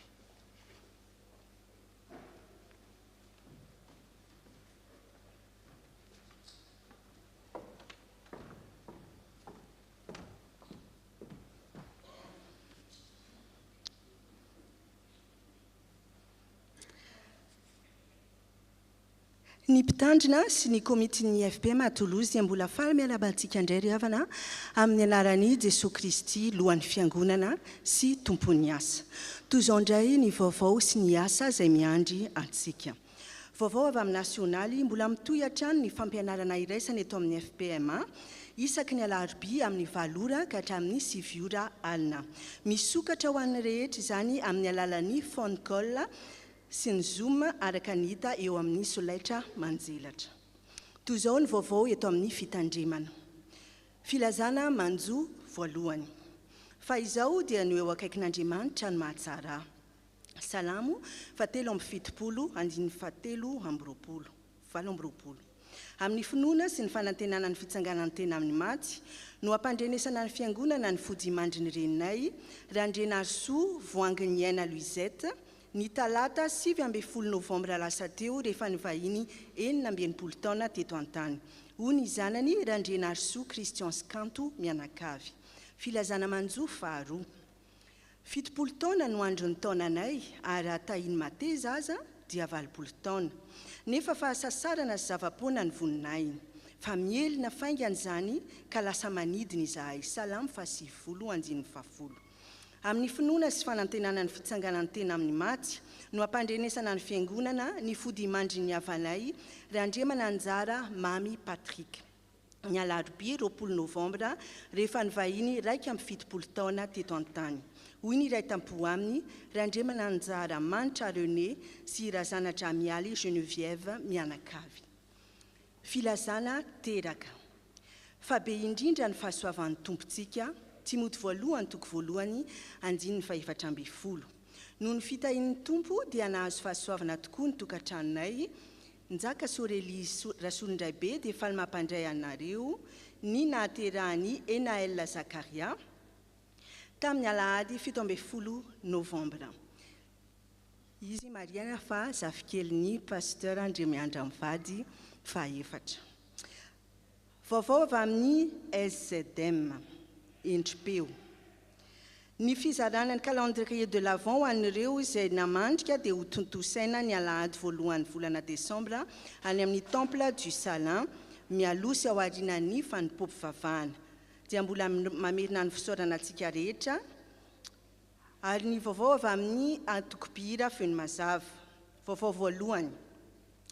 Que votre lumière luise ainsi devant les hommes, ainsi qu'ils voient vos bonnes œuvres, afin qu'ils voient vos bonnes œuvres et qu'ils glorifient votre Père qui est dans les cieux. Matthieu 5, 16. La chorale Feu de Mazave vous invite à la célébration de son 65e anniversaire qui se déroulera au Vieux Temple le 30 novembre à 19h. Vous assisterez en direct à notre film musical Gospel, rayonner la foi par les chants et les œuvres. Une buvette sera mise en place. Par ailleurs, nous demandons une participation en arabrique de 1 euro minimum par personne, mais vous pouvez donner ce que vous avez à cœur. Les sommes récoltées par les tickets d'entrée iront directement dans le projet Chan Fiangunan. Attention, les places seront limitées pour respecter les normes de sécurité d'utilisation du Vieux Temple. Il ne reste plus que 50 places. Donc vous pouvez payer à la sortie du culte ou via le QR code sur la projection. La vente des goodies pour notre 65e anniversaire est lancée. Vous pouvez d'ores et déjà passer commande à la sortie des cultes et via le lien communiqué sur les différents canaux. Vous aurez un lunchbox pour emmener votre déjeuner partout, une gourde pour avoir de l'eau toujours à portée de main et un bonnet pour protéger vos têtes de l'hiver. Chaque objet sera gravé avec un petit message et sera vendu 10 €. Le lot de 3 sera à 25 €. Les commandes se clôtureront le 1er décembre et les livraisons se feront le 25 décembre ou le dimanche 5 janvier. L'intégralité des fonds seront reversés au projet Chan Fiangunan. Vovom Kiaskani Fet Piangunan. Chers frères et sœurs en Christ, nous avons le plaisir de vous inviter à un événement unique, un déjeuner-concert le samedi 21 décembre. Organisé par l'ensemble des Sampana, ce moment convivial et festif sera l'occasion de partager un repas dans une ambiance musicale, tout en soutenant notre projet d'acquisition d'une nouvelle église. Réservez cette date dans vos agendas et préparez-vous à passer un moment de joie, de partage et de solidarité pour la gloire de Dieu. Les détails de l'événement seront communiqués prochainement. Votre présence et votre soutien seront précieux et que Dieu vous bénisse. Vovou fanetana nam kiaskiani didi. Mitun fanetana nam fanefanana didi wan panjain fanasan tumpu izay 15 € wan piasa ary 10 € wan pianatra sy ny misotro ronono. Marina fa latsaka ny 8 487 € raha oharina amin'ny tanjona ny adidy voaray amin'izao fotoana izao. Koa ho fampitombona ny ambandain'ny fanjakan'Andriamanitra sy araka ny salamo 540 manao hoe manatera fanaty mpisaorana ho an'Andriamanitra ary fao amin'ny avo indrindra ny voadinao. Ny étude biblique dia mitohy amin'ny talata izao manomboka amin'ny 7 sasany ariva amin'ny alalan'ny Zoom. Mikasika ny permanence ny mpitandrina dia ny talata amin'ny 10 ka hatramin'ny 4 ihany fa ny alakamisy tsy misy fa manao asa iraka ny mpitandrina. Ny tompony anjara amin'ny fanadiovana ny trano fiangonana moa zany fa ity toerana ity dia isika rehetra anio. Dia ny diarintsika manaraka zany dia amin'ny alahady voalohan'ny volana Desambra ho avy izao dia alahady fandraisana sady famaranana nisa taona ny atokopira Feu de Mazave amin'ny 3 sasany tolakandro any amin'ny Temple du Salin. Dia misaotra antsika nahatra hatramin'ny farany aranon'Andriamanitra ririany ny voninahitra.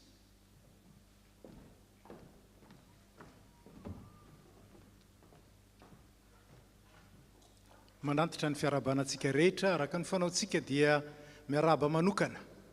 Ireo vahiny izay miaraka amintsika anio manatrika izao fanimpom-pivavahana izao sika karaha misy amintsika avy any amin'ny tanàna hafa na avy any amin'ny tany hafa tonga eto izao vao miaraka aminay dia angatana mba hitsangana arabaina amin'ny anaran'ny fiangonana ary tsofindrano amin'ny anaran'ny tompo. Tsy misy ihany ny avantsika izay avy any amin'ny faritany fa rehefa tonga amin'ny fotoana izay fampiarabana dia ho tanterahana ihany izany. Dia misaotra antsika rehetra.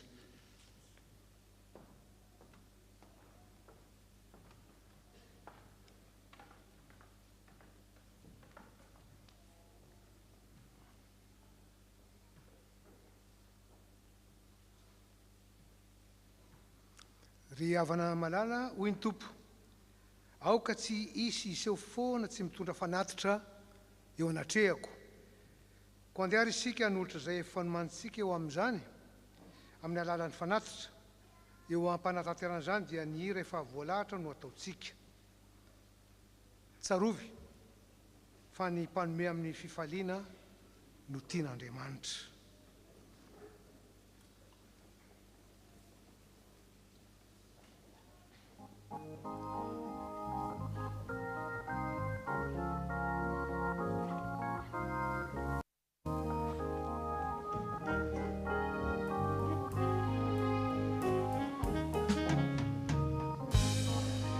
Ny valopy ho an'ny mpitandrina dia miaraka tatazana mirakitra tompo.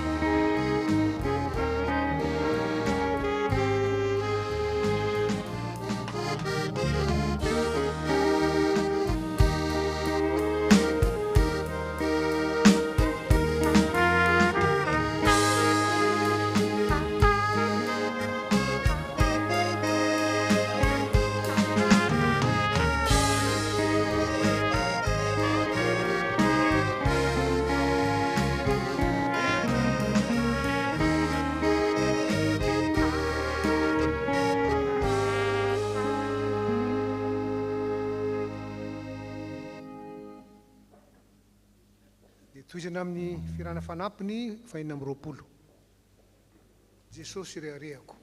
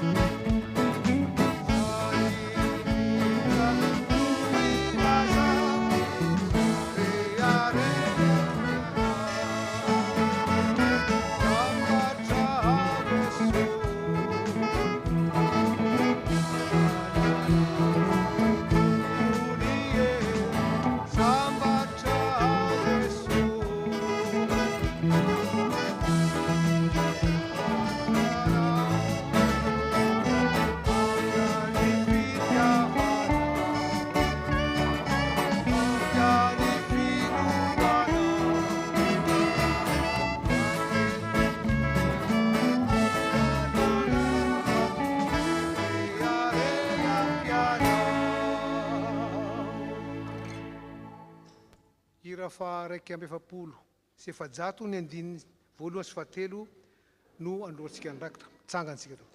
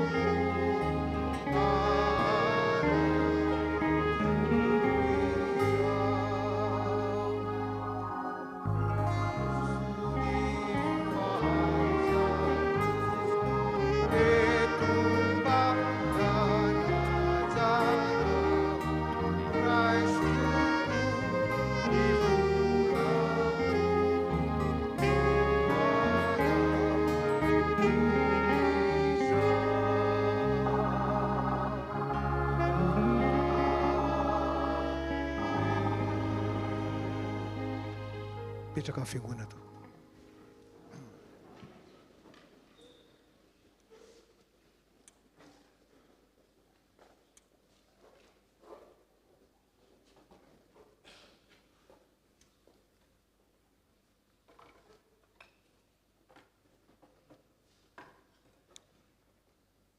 Ry havana, andeha isika ampirainy fotsika hanandratra izao vavaka fangatahana izao. Vavaka isika. Andriamanitra rainay ô, faly misaotra anao zahay tamin'ny nahazoanay nandiny tena, tamin'ny teny izay natolotra anay tamin'ity andro anio ity. Tsy manapetra ny famindraponao ary tsy mitsahatra ny fiantranao. Ny tananao tompo dia tsy fohy fa mahavonjy, koa ankehitriny dia mamelanay hitondra eo aminao ny etaeta sy faniriana manery ny fonay. Tompo, ianao ny fitaraina ny tsirairay avy, izay mika aminao, izay miantso anao amin'izao fotoana izao, ka hamonjy azy ary hanafaka azy tokoa ianao. Fa ianao no Andriamanitra izay namorona anay. Andriamanitra mahafantatra ny ady sy ny manahirana ny tsirairay. Koa mangataka aminao zahay, tsinjovo ny malahelo. Meteza Andriamanitra eo hanome fiadanam-po an'izay rehetra beahiahy. Ianao hanome fampahirizana manokana andreo izay tojoady amin'izao fotoana izao. Hanome fifaliana ho andreo izay tsy manam-pifaliana. Andriamanitra meny vavaka ianao ka tsy mba manao tsinotsinona ny fitarainan'ny ory. Jereo ireo tsy salama, ireo marary. Ianao Jesosy Kristy jery azy ireo amin'ny mason'ny famindraponao angatana izany. Ary hotsaroan'izy ireo fa izay miantso anaran'ny tompo no vonjena. Vonjeo izay rehetra mijaly, na aiza misy azy, ary na inona ny antony sy endriky ny fijaliany. Ampahirezo ny kristianina enjehana no ny finoananao. Ampandreseo amin'ny adiny, ajoroy ho tena vavolombelona matoky, mba homendrika handray ny satroboninahitry fiainana, izay nolazain'i Jesosy tompo homena izay tia azy. Jereo koa ireo maminay rehetra izay vetsonay mangina omponay ao. Tehirizo amin'ny fatokinanao, ary ampio mba ahita mandrakariva ny tananao miazona azy. Tompo, ianao ny mpanapaka izao tontolo izao, ianao ny mpandahatra ny tantaran'ny firenena rehetra, koa mangataka aminao zahay ankehitriny. Da io ny tandrazanay Madagasikara. Tolory fahendrena sy fatahorana anao ny mpitondra mba hay mitantana ny firenenay amin'ny fandalana ny fahamarinana sy ny fihavanana. Ampitoereo tompo ny fiadananao mba hiadana malagasy araka ny teninao. Foany tompo ny fanompo-tsampy na inona endriky sehono izany, satria efitra mampisaraka ny olonao aminao ka mahatonga anao tsy hanasitrana ny taniny. Da io koa ty firenena mandrainay ity. Omeo fahendrena ny mpitondra ahay manatanteraka sitraponao, ary ampitoereto ny fiadananao, hiadananay mpanomponao. Da io ny ezaka rehetra ampitsarana ny ady sy handaminana ny disadisa sy drainy zanak'olombelona amin'izao fotoana izao. Tsy miafina aminao zany. Mangataka aminao zay tompo, toany ny fiangonanao amin'ny fijoroany ho vavolombelona, na aiza na aiza toerana metranao azy. Jereo manokana ty fiangonana FPMA Toulouse ampresinao anay ity, taio ny mpitandrina sy ny ankonany, taio ny fitondram-piangonana, ireo tompona andraikitra amin'ny sambaratongany tonga ny sambana sy ny rafim-pandaminana isasana misana ny asanao eto ary zahay mpiara-mavavaka rehetra. Fefeo tsy azo anay ny fizarazarana. Esoro ny tahotra sy ny aya dia aoka ianao hiasa ao nivo fiangonanao, na ny fikasana, na ny vina mikasika ny trano fiangonana, na ny fanaovana ahatanteraka sitraponao. Raiketriny tompo dia tianay loatra mitondram-bavaka eo aminao, ny fanirenay amin'ny ananany tafy tsirairay eto amin'ny FPMA, mba hanana mpitandrina matihanina. Anao tompon'ny zavatra rehetra sy izay rehetra eo aminy, koa mampianaranay mba hahay hanolotra ny tenanay ho anao. Omeo anay ny fo matoky ny fitondranao izay hazonay mahafoy vola aman-karena sy fotoana ary hery mba mitanjaka ao fanohanana ny asa fitorian'ny filazantsaranao. Be ny vokatra fa ny mpiasa no vitso ianao ka mangatamy tompony vokatra, koa dia mangataka aminao zay mba anirahanao mpanompo sahaza ho an'ny fiangonana. Mba taio re niezaka atao amin'ny fiangonana mandra-piavinao amboninahitra. Misaotra tompo ao fa Andriamanitra meny vavaka ianao, Andriamanitra miasa ianao ary efa nambaranao fa mahay manao mihoatra lavitra noho izay angatanay ianao nefa nyteny fa tsy foy ny tananao fa mahavonjy. Ary dia omeo anay ny anompo anao amin'ny fankatoavana sy ny finoana, mandra-pahatonga anao ho ny zavatra rehetra aminay rehetra. Dia amin'ny anaran'i Jesosy Kristy Tompo sy mpamonjy anay nanaovanay izany vavaka izany. Amen. Tonga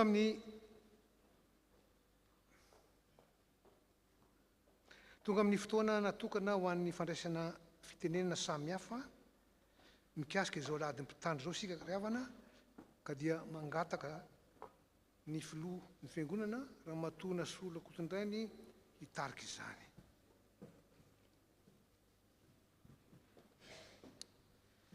Miarahaba ny fiangonana amin'ny anaran'ny tompo, tonga amin'ny fotoana manokana anamariana izao aladiny mpitandrina izao sika na ny aladiny fiara-manompo. Eto am-panomboana dia misaotra antsika rehetra namaly ny antso fanehoana izany fa tena miray amin'ireo mpitandrina isika ary tena zava-tsarobidy amintsika ny fananana azy ireo. Misaotra ihany koa ireo vahiny, misy ny vahiny avy any amin'ny faritany atsimo andrefana tonga eto ny filoha ny brao faritany mianakavy dia misaotra indrindra nareo manotrana izao fotoana izao ihany koa. Merci aussi afaka mitsangana ianareo tao koa.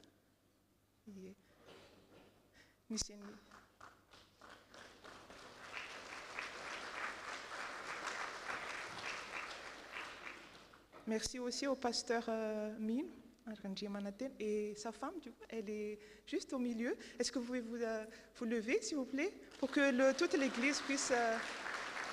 Oui, merci beaucoup pour votre amour. Merci pour la parole que le pasteur a apportée aujourd'hui, la parole de Dieu pour toute l'Assemblée. Et tumpone ita ianareo amin'izay rehetra mbola hototsainareo. Dia ny fotoana riavana tsy hoe fomba fanao izao ataontsika izao fa tena miainga avy amin'ny tenin'Andriamanitra. Hoy ny Hebreo 13:17 hoe mangataka aminareo izahay riavana mba hanaja izay mikely aina eo anivonareo dia izay voatendry ny tompo hitarika sy hananatra anareo fankatoavana be dia be mba hampitiavana no asehoy azy ireo no ny asa tontosainy. Tesaloniana 1:5-12 ka hatramin'ny 17. Ary toizantsika tsarovy ny mpitondranareo izay efa nitory ny tenin'Andriamanitra taminareo. Hebreo 13:17. Koa amin'ity andro anio ity no anehoantsika izany manokana fa mandavataontsika dia maneho izany hatrany.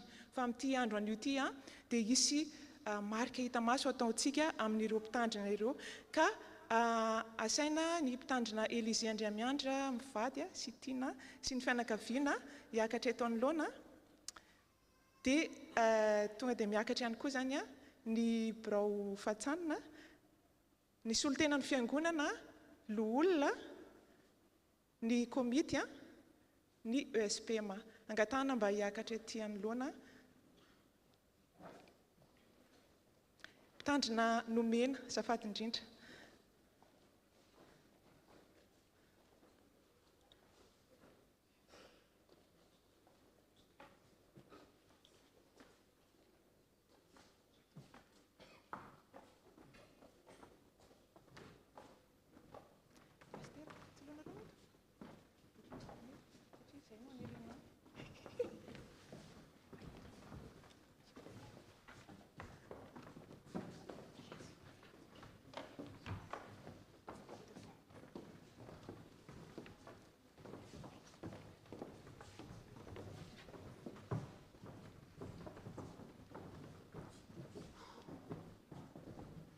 Manana faharetana kely sika fa andro manokana ny andro anio a indray mandeha isan-taona sika no manao izao dia mandra-piakatry ny ireto komity sy ny loolona ary ny ESPMA miakatra eto a ny solotena tsika fiangonana dia tonga dia atolotry ny filohan'ny fatsanina faritany atsimo andrefana ho an'izay tsy mahalala dia isika dia ao anatin'ny faritany atsimo andrefana eto amin'ny FPMA dia izy zany no andray ny fitenenana.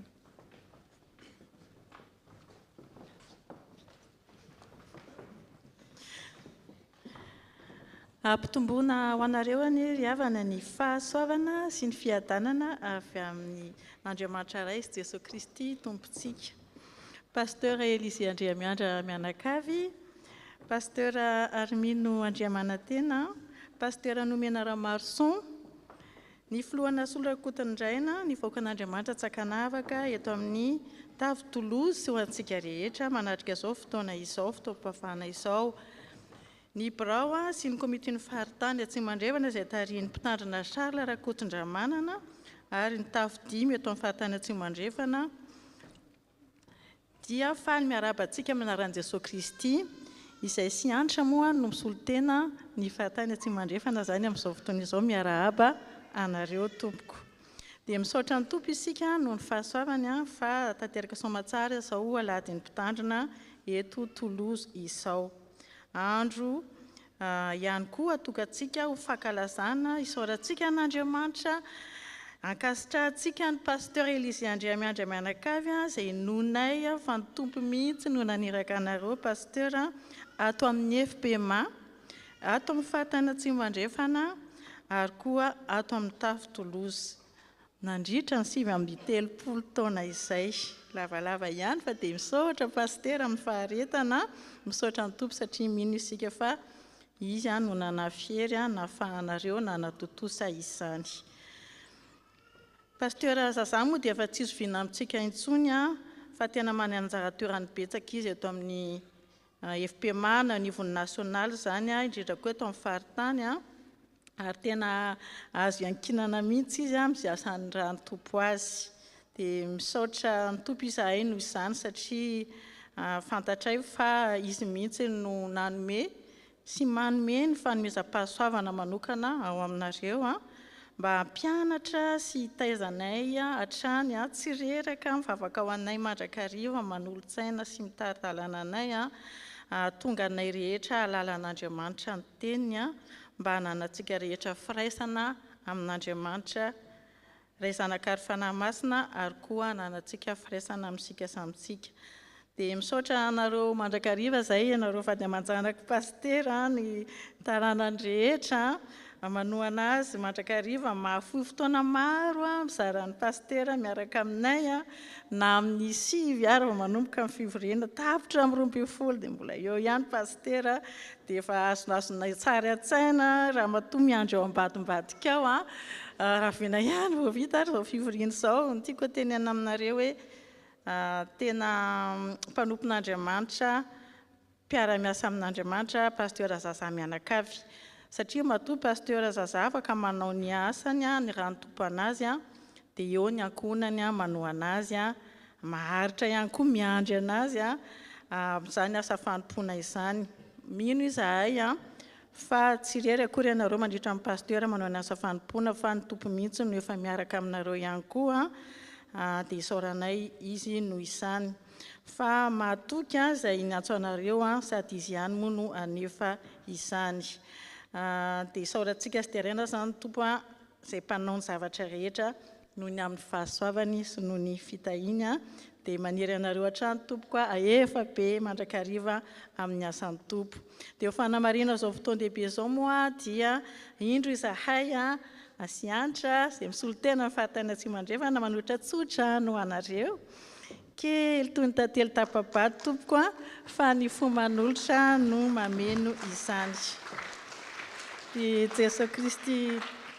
Jesosy Kristy tompony mba anareo hatrany hanome anareo ny fahendrena ka hery mandrakariva ianareo amin'ny fitoriana ny teny somafaly izay mitory fiadanana any rahan'ny tompo anareo dia ny rehefa avao izay mandray tanana zareo fa fiatany moa izay dia manararoatra ihany koa miteny vaovao atsika atao amin'ny faritany tsy mandrefana dia ny fitrotroantsika ambavaka ny faritany izay ametrahan'ny tompo atsika indrindra ny fitandremana Montpellier ny tafy Montpellier fa mba homeny tompo tandrina indray izy ireo fa pasteur Charles moa fatatsika fa lasa retraite dia mitoy hatrany koa moa izany ny fanohanantsika ny tetikasa azahoany fiangonana rehetra atao amin'ny FP mampitandrina Matianina satria fatatsika fa raharay izany tany aloha ela be dia lasa teo amin'ny folo teo izy teo amin'ny folo taona teo à peu près 20 taona izy androany ny isampitandrina dia ny angatantsika amin'ny tompo dia mba homeny mpitandrina 30 zany isika tao amin'ny FPMA amin'ny herintaona farafahatarany amin'ny 2027 sur 40 zany fiangonana ny tanjona moa dia mba azo mpitandrina daholo ny fiangonana rehetra eto amin'ny FPMA dia misaotra mandrakariva atsika ahoana moa tsy isaoranay atsika etafo Toulouse amin'ny fiaramiasa amin'ny fitrotroana ambavaka fonareo na ny saina na ny aina ny mpitandrina moa efa tsy nitenenina tsony sy ny vady amanjana ny fanomezana tanana tsy adino fanohananareo arabola ampandrosoana ny asa na eto amin'ny faritany zany na nasionaly dia misaotra satria tsapanay fa ataonareo izany ho fanamafisana amin'ny fahalorantenanareo an'Andriamanitra dia terahinay ny tompo noho ny fahasoavana izy ameno anareo mandrakariva amin'izany koa amin'izany ireo raha malalako dia miorena tsara aza miova ary mahafapy mandrakariva amin'ny asan'ny tompo satria fantatrareo fa tsy foana tsy akory ny fikilezanareo aina ao amin'ny tompo dia an'Andriamanitra rery ny voninahitra misaotra tompoko dia andray tanana paster mianakavy izahay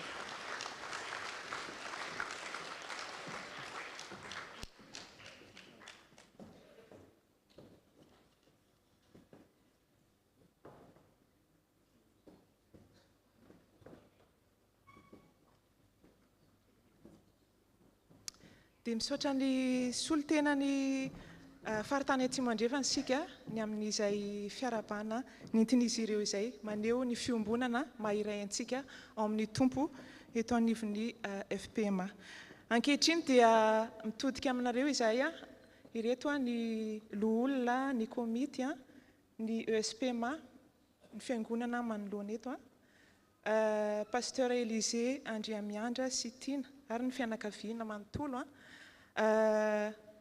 tena mankasitraka an'Andriamanitra ny fiangonana mananareo satria ianareo no napetrany eto amin'ny tafo Toulouse hitarika anay hitarika ary ampianatra anay ny sitrapon'Andriamanitra izay napetrany ao anatinareo hitarihana ny fiangonana dia izay moa miara-miasa aminareo ny komity mahita ny asarotan'ny asa ny abetsahan'ny asa fa ny tompo rehefa miantso dia inonay fa manome izay tokony ho anareo anatin'izany ka dia fampahirezana no omenay anareo ary misy amin'ity andro anio ity dia misy ny valopy sy ny rakitra ary ny semep zany tolotra ho anareo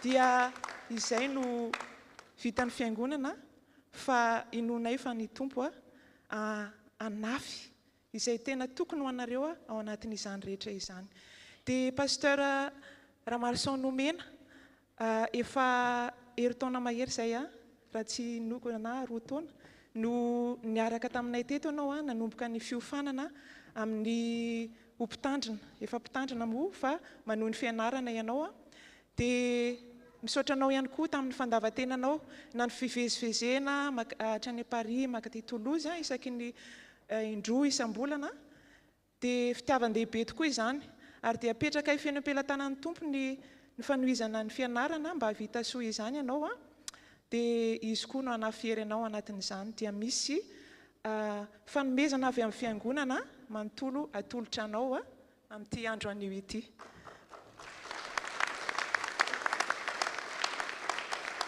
Dia izao dia ny olona no hitarika antsika hitondra ambavaka ireo mpitandrina sy ny fianakaviana.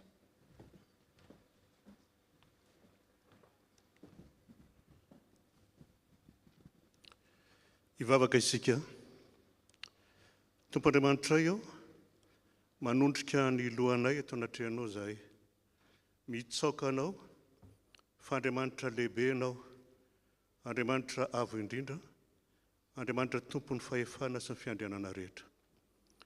Nomenao anay ity andro anio ity mba hifalianay sy hiraviravonay amin'ny fo izay feno fisaorana sy fankasitrahana anao, noho ny fitantananao ny fiangonanao, noho ny asa magaga ataonao eto aminay. Raisy tompo, ny dera sy ny laza, ny aja sy ny voninahitra aterinay ho anao, fa mendrika izany indrindra ianao. Amin'ity aladin'ny mpitandrina ity, dia tsy hainay atao ny tsy hisaotra anao, noho ny nandrahanao, mpitandrina tsy niato teto amin'ny FPMA Toulouse, nanomboka tamin'ny taona 770. Misaotra anao zay no ireo mpanomponao maro, izay nirahinao teto, mba hitory ny teninao, hampianatra ny teninao, ary hiandry ny vahoakanao. Tsaroana eto koa ny zanaky ny fiangonana izay nantsoinao isahana ny asa fitandremana. Miaraka aminay eto ny mpitandrina Mino Randriamanantena sy Nomena Ramarson. Entinay ambavaka aminao izy ireo mba hitahinao ny fisahanany ny asa fanompona izay niantsonao azy. Omeo azy ny lobava amin'ny fahasahina mba hampafantarany ny zava-miafina momba ny filazantsara amin'ny fiangonana izay andrahanao azy tompo. Ankehitriny izay dia tianay ny hitondram-bavaka manokana ny ray aman-dreninay, ny mpitandrina Elize Andremiandra izay napetraka eto amin'ny fiangonana hiambina ny fanahinay, hampianatra anay ary hitarika anay hanompo anao amin'ny fahitsiana sy ny fahatsoram-po. Ianao no efa nanamasina azy sy nanendry azy ho mpaminany hatrany am-boka. Ianao no nanositra azy ho fanaka voafidy fitondrana ny anaranao. Koa mangataka anao zay tompo, tanao aminao izy, ary ka mba hampioreninao izany fifidiananao azy izany, mba hanana ny fahendrena azo manatanteraka ty asa masina ny ampahatsoroanao azy ity. Omeo azy ny ahery ao aminao sy amin'ny herin'ny faherezanao. Omeo azy ny ho salama amin'ny zavatra rehetra, aoka hanapaka ao am-pony ny fiadananao, mba hanana ny fanantenana sy fahatokinanao amin'ny fiandrandrana ny hoaviny rehetra. Vavaka aminao koa izay ho an'ny ankonan'ny mpitandrina, ny vady aman-janany sy ny taranany rehetra, mba ho tehirizinao ao aminao, ka ho feno fifaliana mandrakariva, mijoro vavolombelonao sy mizara ny fitiavanao. Vavaka aminao zay ho an'ity fiangonana ametrahanao anay ity.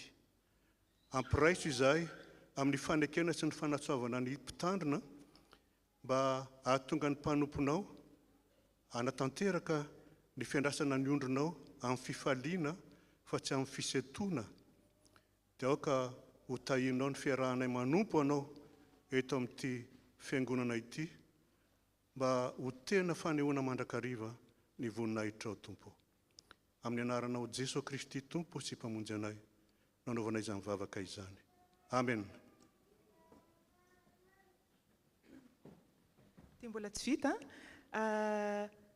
isaky ny alahady dia ny mpitandrina no manome ny tsodrano ho antsika fiangonana. Anio kosa dia isika rehetra no anome tsodrano azy ireo amin'ny alalan'ny hira izay efa nomantsika, dia afaka mamonjy toerana isika rehetra satria hira hitsangana. Dia rehefa anjaran'ny sampana izay voatondro ery dia mitsangana manao an'ilay hira. Izay sampana voatondro eo zany dia amin'ny andinin'ny farany ny fiangonana rehetra no mitsangana. Ny SDM moa zany dia miakompanie antsika mandritra n'ilay hira. Dia hitehaka isika ho fankasitrahana ny mpitandrina mivady.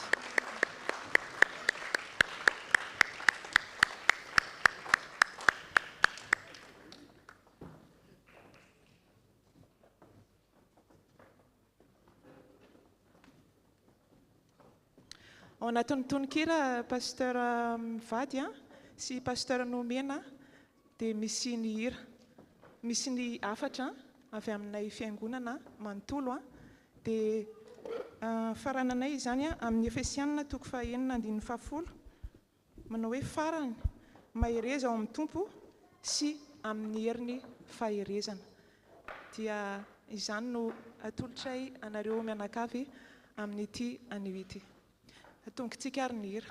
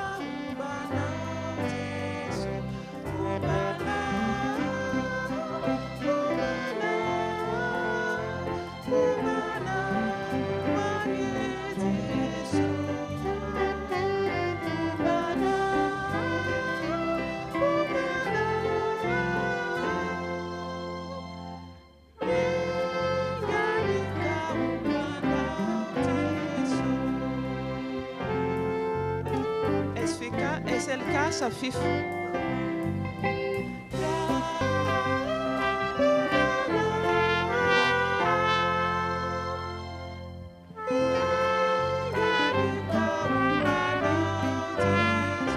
Fiangonana manontolo.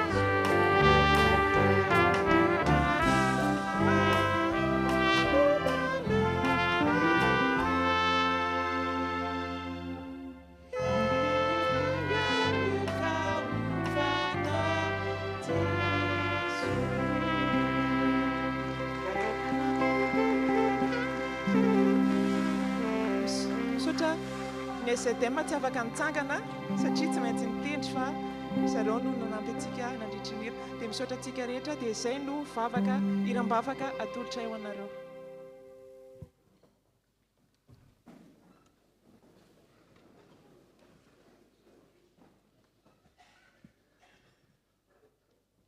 Manatitra ny fiarabana. Ny fiarabana tsy ao amin'ny soratra masina ihany fa amintsika malagasy dia firarintsoa. Ary dia izany koa nampitaina amintsika rehetra noho izao fotoana izao. Raha ny hafenon'ny fo dia ho lavo eto ny fotoana satria be dia be no lazaina. Nefa dia mbola hiaraka eto tsika mandritry ny tolakandro, mety hisy ny fotoana amborahana izany. Fa ny voalohany dia misaotra. Fisaorana mitafotafo ho an'ny tompo satria tsy mendrika. Fahasoavana izao fanompony izao, tena fahasoavana. Fa ny kely indrindra, ny zandriny indrindra, ny tsy mendrika indrindra nantsony andray anjara amin'ny asany ary dia isaorana izy ankalazaina izy amin'izany nandritra izay 7 taona izay dia tsy nandao nandritra izay 7 taona izay nanoana ary nandritra izay 7 taona izay be dia be ireo zavatra tonga ty amin'ny mpitandrina alahelo asosorana fahasairanana fahoriana aretina maro samihafa reny rehetra reny tsy zakan'olombelona fa izy nanaiky andray an'izany any aminy mivadika vavaka reny ary dia zany mbola isaorana azy satria tsy zay fa izy ary faharoa misaotra anareo fiangonana satria nametrahany tompo fitokisana ianareo ary dia niraisinareo zany fitokisana zany fantatray ny fitiavanareo anay tsapanay zany ary fantatray koa fa tsy ny fitiavanareo anay ny voalohany fa ny fitiavanareo ny tompo ary zany nisaorana anareo manokana satria mendrika izany fitokisana zany ianareo ary farany dia te hisaotra manokana ny fianakaviako fa reo ny nandefitra tsy manana soare mihitsy mba ho an'ny tena raha tsy ray isan-kerinandro na 2 isan-kerinandro raha be indrindra kanefa ao anatin'ny reny rehetra reny dia fantatro fa miombona amin'izany andraikitra zany izy na amin'ny fandaozana azy ireo na amin'ny maheo ihany kanefa tsy miaraka amin'ny ranomarina kokoa fa misahana ny ondrin'Andriamanitra mamela ihany animpiteny ho an'ireo izay avolavitra na saina nareo solotena ny faritany misaotra indrindra misaotra satria nareo milaza hoe ny pasteur Élisée pasteur Zaza mandray anjara amin'ny fiainan'ny FPMA ny fiainan'ny faritany fa ny marina koa dia izao ianareo no andamosina manosika ary mampahery anay hatrany hatrany azahoanay manatanteraka izany misaotra amin'ny fanotronanareo ary ampitao amin'ny faritany manontolo ny fisaorana avy aminay indrindra moa mbola nasianareo ny tsodrano zany dia saotra manokana ny pasteur Mino mivady izay tonga eto Mino dia efa teto fony amin'ny voatonga ary tsaroko tsara fa rehefa tonga ny fotoana izay iarolaza no filoha tamin'izany no hoe tokony asiana ny aladin'ny mpitandrina dia hoe alao atao aladin'ny fiaraha-manompo teo tsara Mino tamin'izany voalaza teo ny zavatra be dia be efa filohan'ny tafo izy efa mpitarika ny antoko-piry izy nanangana ny Coralie teto amin'ny FPMA izy anisan'ireo nanangana izany izay lasa cœur uni amin'izao fotoana fa ny adino tsy voalaza mialatsiny fa izy no nanomboka ny gazety fiainana teto amin'ny FPMA izy no nanomboka ny gazety fiainana teto amin'ny FPMA ary zany rehetra zany dia nahatonga anay nyresaka taminy hoe andeha izy mivady hiala eto Toulouse afaka volana vitsivitsy lomba hiaraka tsy atao hoe hiaraka farany satria Andriamanitra ny mandahatra fa zao lomba hiaraka dia misaotra indrindra ny tondra ilay vatsim-panahy tena lehibe izay avy amin'ny tompo misaotra amin'ny fanotronanareo mifanatrehanareo surtout pour toi Emmanuel qui comprend pas le malgache mais tu as eu cette patience d'être avec nous et surtout d'assister toujours, comme toujours, à ton mari. Et merci pour votre présence. Dia tsy teny lavatsony avy efa lava be zay. Fa ny fisaorana mitafotafo. Tsy tamin'ny alalan'ny vavaka ihany, tamin'ny alalan'ny tsodrano ihany, tamin'ny alalan'ny fanohanana, na dia rano eraky ny kapoaka aza hoy ny tompo. Omenareo an'ireny madinika ho areny, lehibe ny valim-potianareo any an-danitra. Fa tsy ranony kapoaka no omenareo fa zavatra maro be isan-karazany. Tsy ho tany saiko tsy ho tany saiko ary dia mbola izany ny fifalianay izany mbola azahoanay manohy indray tsy fantatro na herintaona na roa taona na telo taona dia isy mpandimby indray eto kanefa dia izao no ampitaina amintsika rehetra tena ankasitrahanay ny fanohananareo ny mpitandrina anareo tena ankasitrahanay misaotra indrindra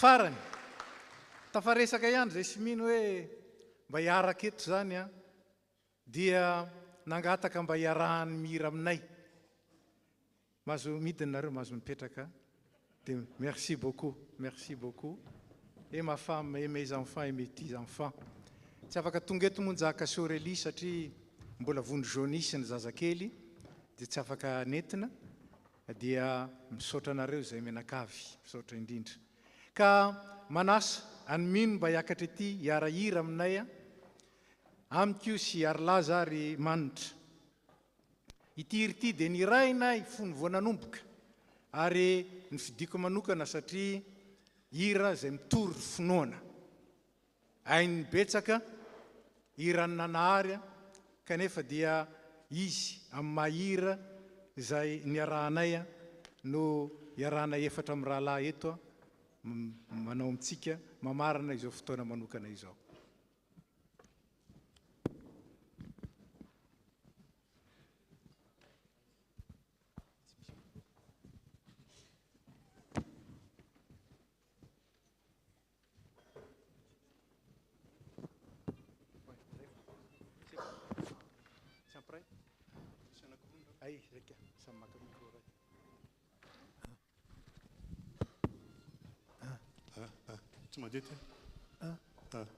mialatsiny a fa efa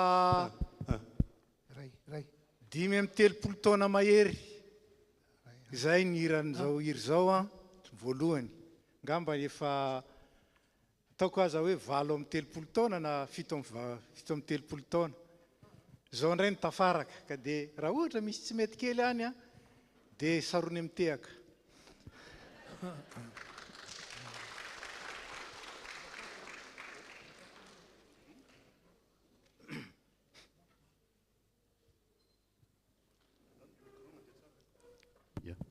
mandeha tsara ve le micro mandeha ty tsy mandeha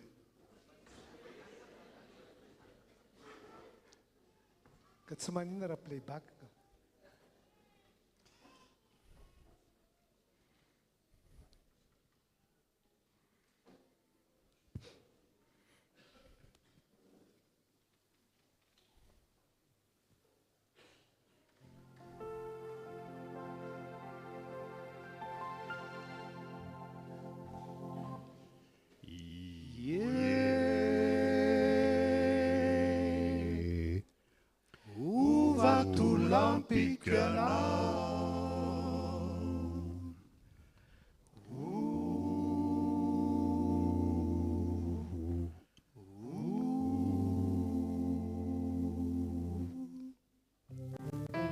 Vatulampikana we yanawe anafakai yanawe amini fandikara tumampaun uvatullampikana we yanawe anafakai yanawe amini fandikara tumampaun uvatullampikana oh simba ni ala heluni masuku ni fa na ikiusinitena ku itanau ni fantaku ni fauri ni fanaku fatina vela na genza ni fava uvatullampikana itanau ni fantaku ni fauri ni fanaku fatina vela na genza ni fava uvatullampikana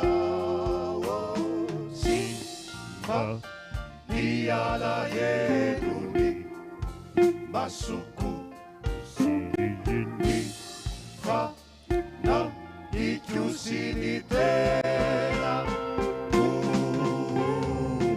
vatolampikana anafakaiana aminy mampahory vatolampikana tanao ny fahatrako ny fahory ny fanako atsinavelana geza ny favany vatolampikana simba miala helony masoko sininy fanaiko sy ny tena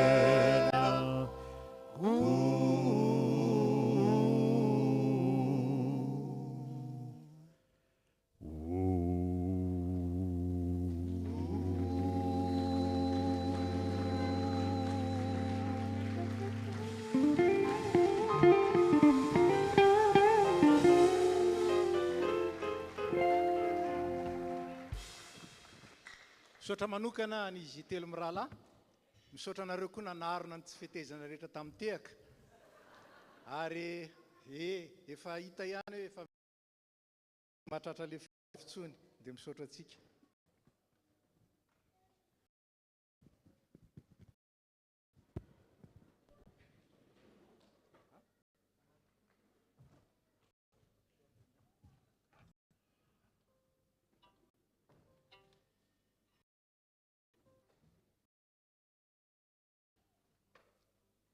misaotra an'Andriamanitra lehibe isika fanatanteraka izao fanompompivavahana izao a dia amarana ny fotoana isika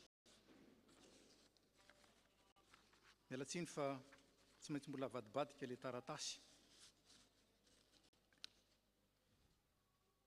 tsy maintsy apetraka ihany ny fanontaniana fa nanomboka ny fanasan'ny tompo sika teo a ianareo moa ny atao liturgie efa nolazaina tamintsika fanompon'ny vahoaka zany hoe miara-mihira dolo tsika fa teo ohatra ny zarery sy vitsivitsy ihany ny hira ka raha tsy haintsika le hira dia tsy maninona tsy atao fa dinganina haintsika ve le fanampiny 250 tsangana ny tanina zay mahay haintsika ve eny ary ataontsika mpitsanganana ary ny andininy voalohany a mialohany afatra sy ny tsodrano a ary ny andininy faefatra aorinany sy tsodrano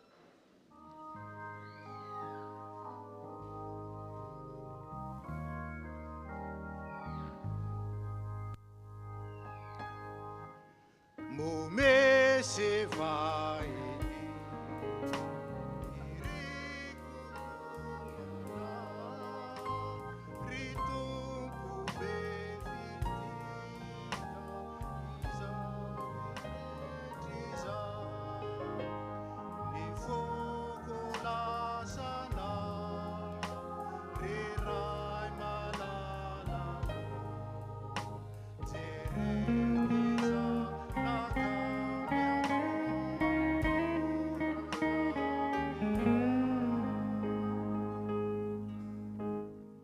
afatra ho antsika avy amin'ny tenin'Andriamanitra eny ianareo rehetra izay natao batisa mba ho tafaray amin'ny Kristy Jesosy dia enika ny fiainan'i Kristy koa tsy misy intsony hoe jiosy na hafa firenena tsy misy intsony hoe mpanompo na tsy mpanompo tsy misy intsony hoe lehilahy na vehivavy araka ny voalaza tamin'ny toriteny teo hoe tsy misy fanavakavahana intsony fa olona iray ihany ianareo rehetra noho ianareo tafaray amin'ny Kristy Jesosy olona iray ihany ianareo rehetra noho ianareo tafaray amin'ny Kristy Jesosy ary raha ny Kristy ianareo dia taranaki Abrahama sy mpandova araka ny fampanantenana izay nataon'Andriamanitra raiso ny tsodrano hita ianareo ny tompoka hiaro anareo ampamirapiratra ny tavany aminareo ny tompoka hamindra fo aminareo anandratra ny tavany aminareo ny tompo ka hanome anareo fiadanana amen ndiny ny faefatra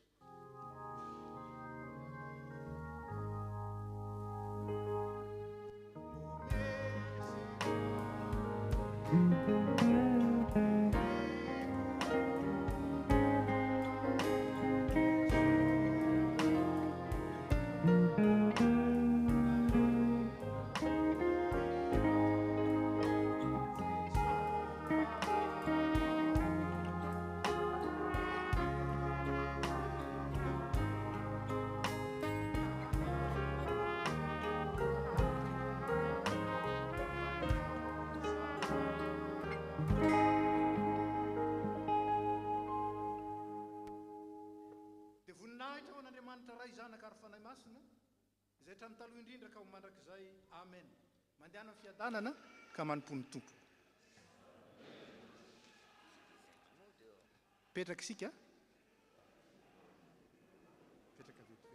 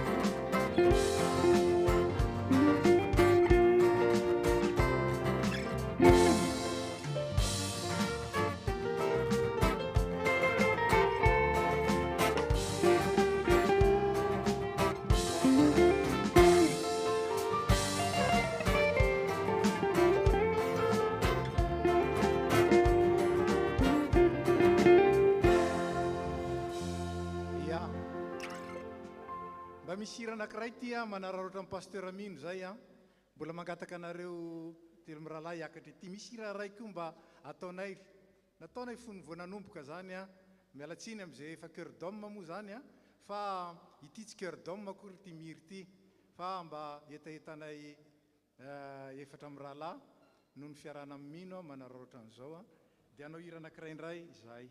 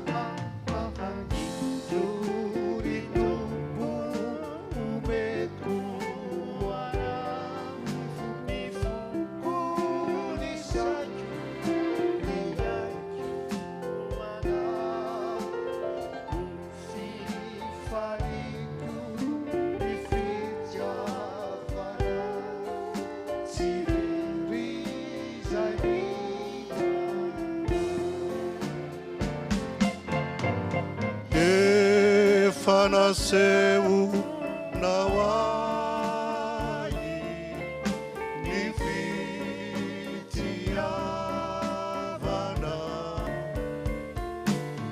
Mami Nandramatu Inderi Rakyu Nifitiavana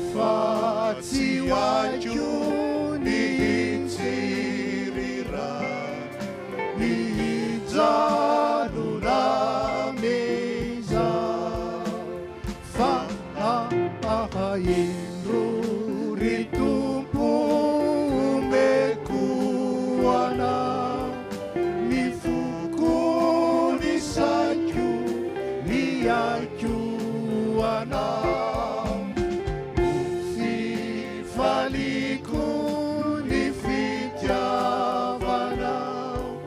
tsy very zanino anao.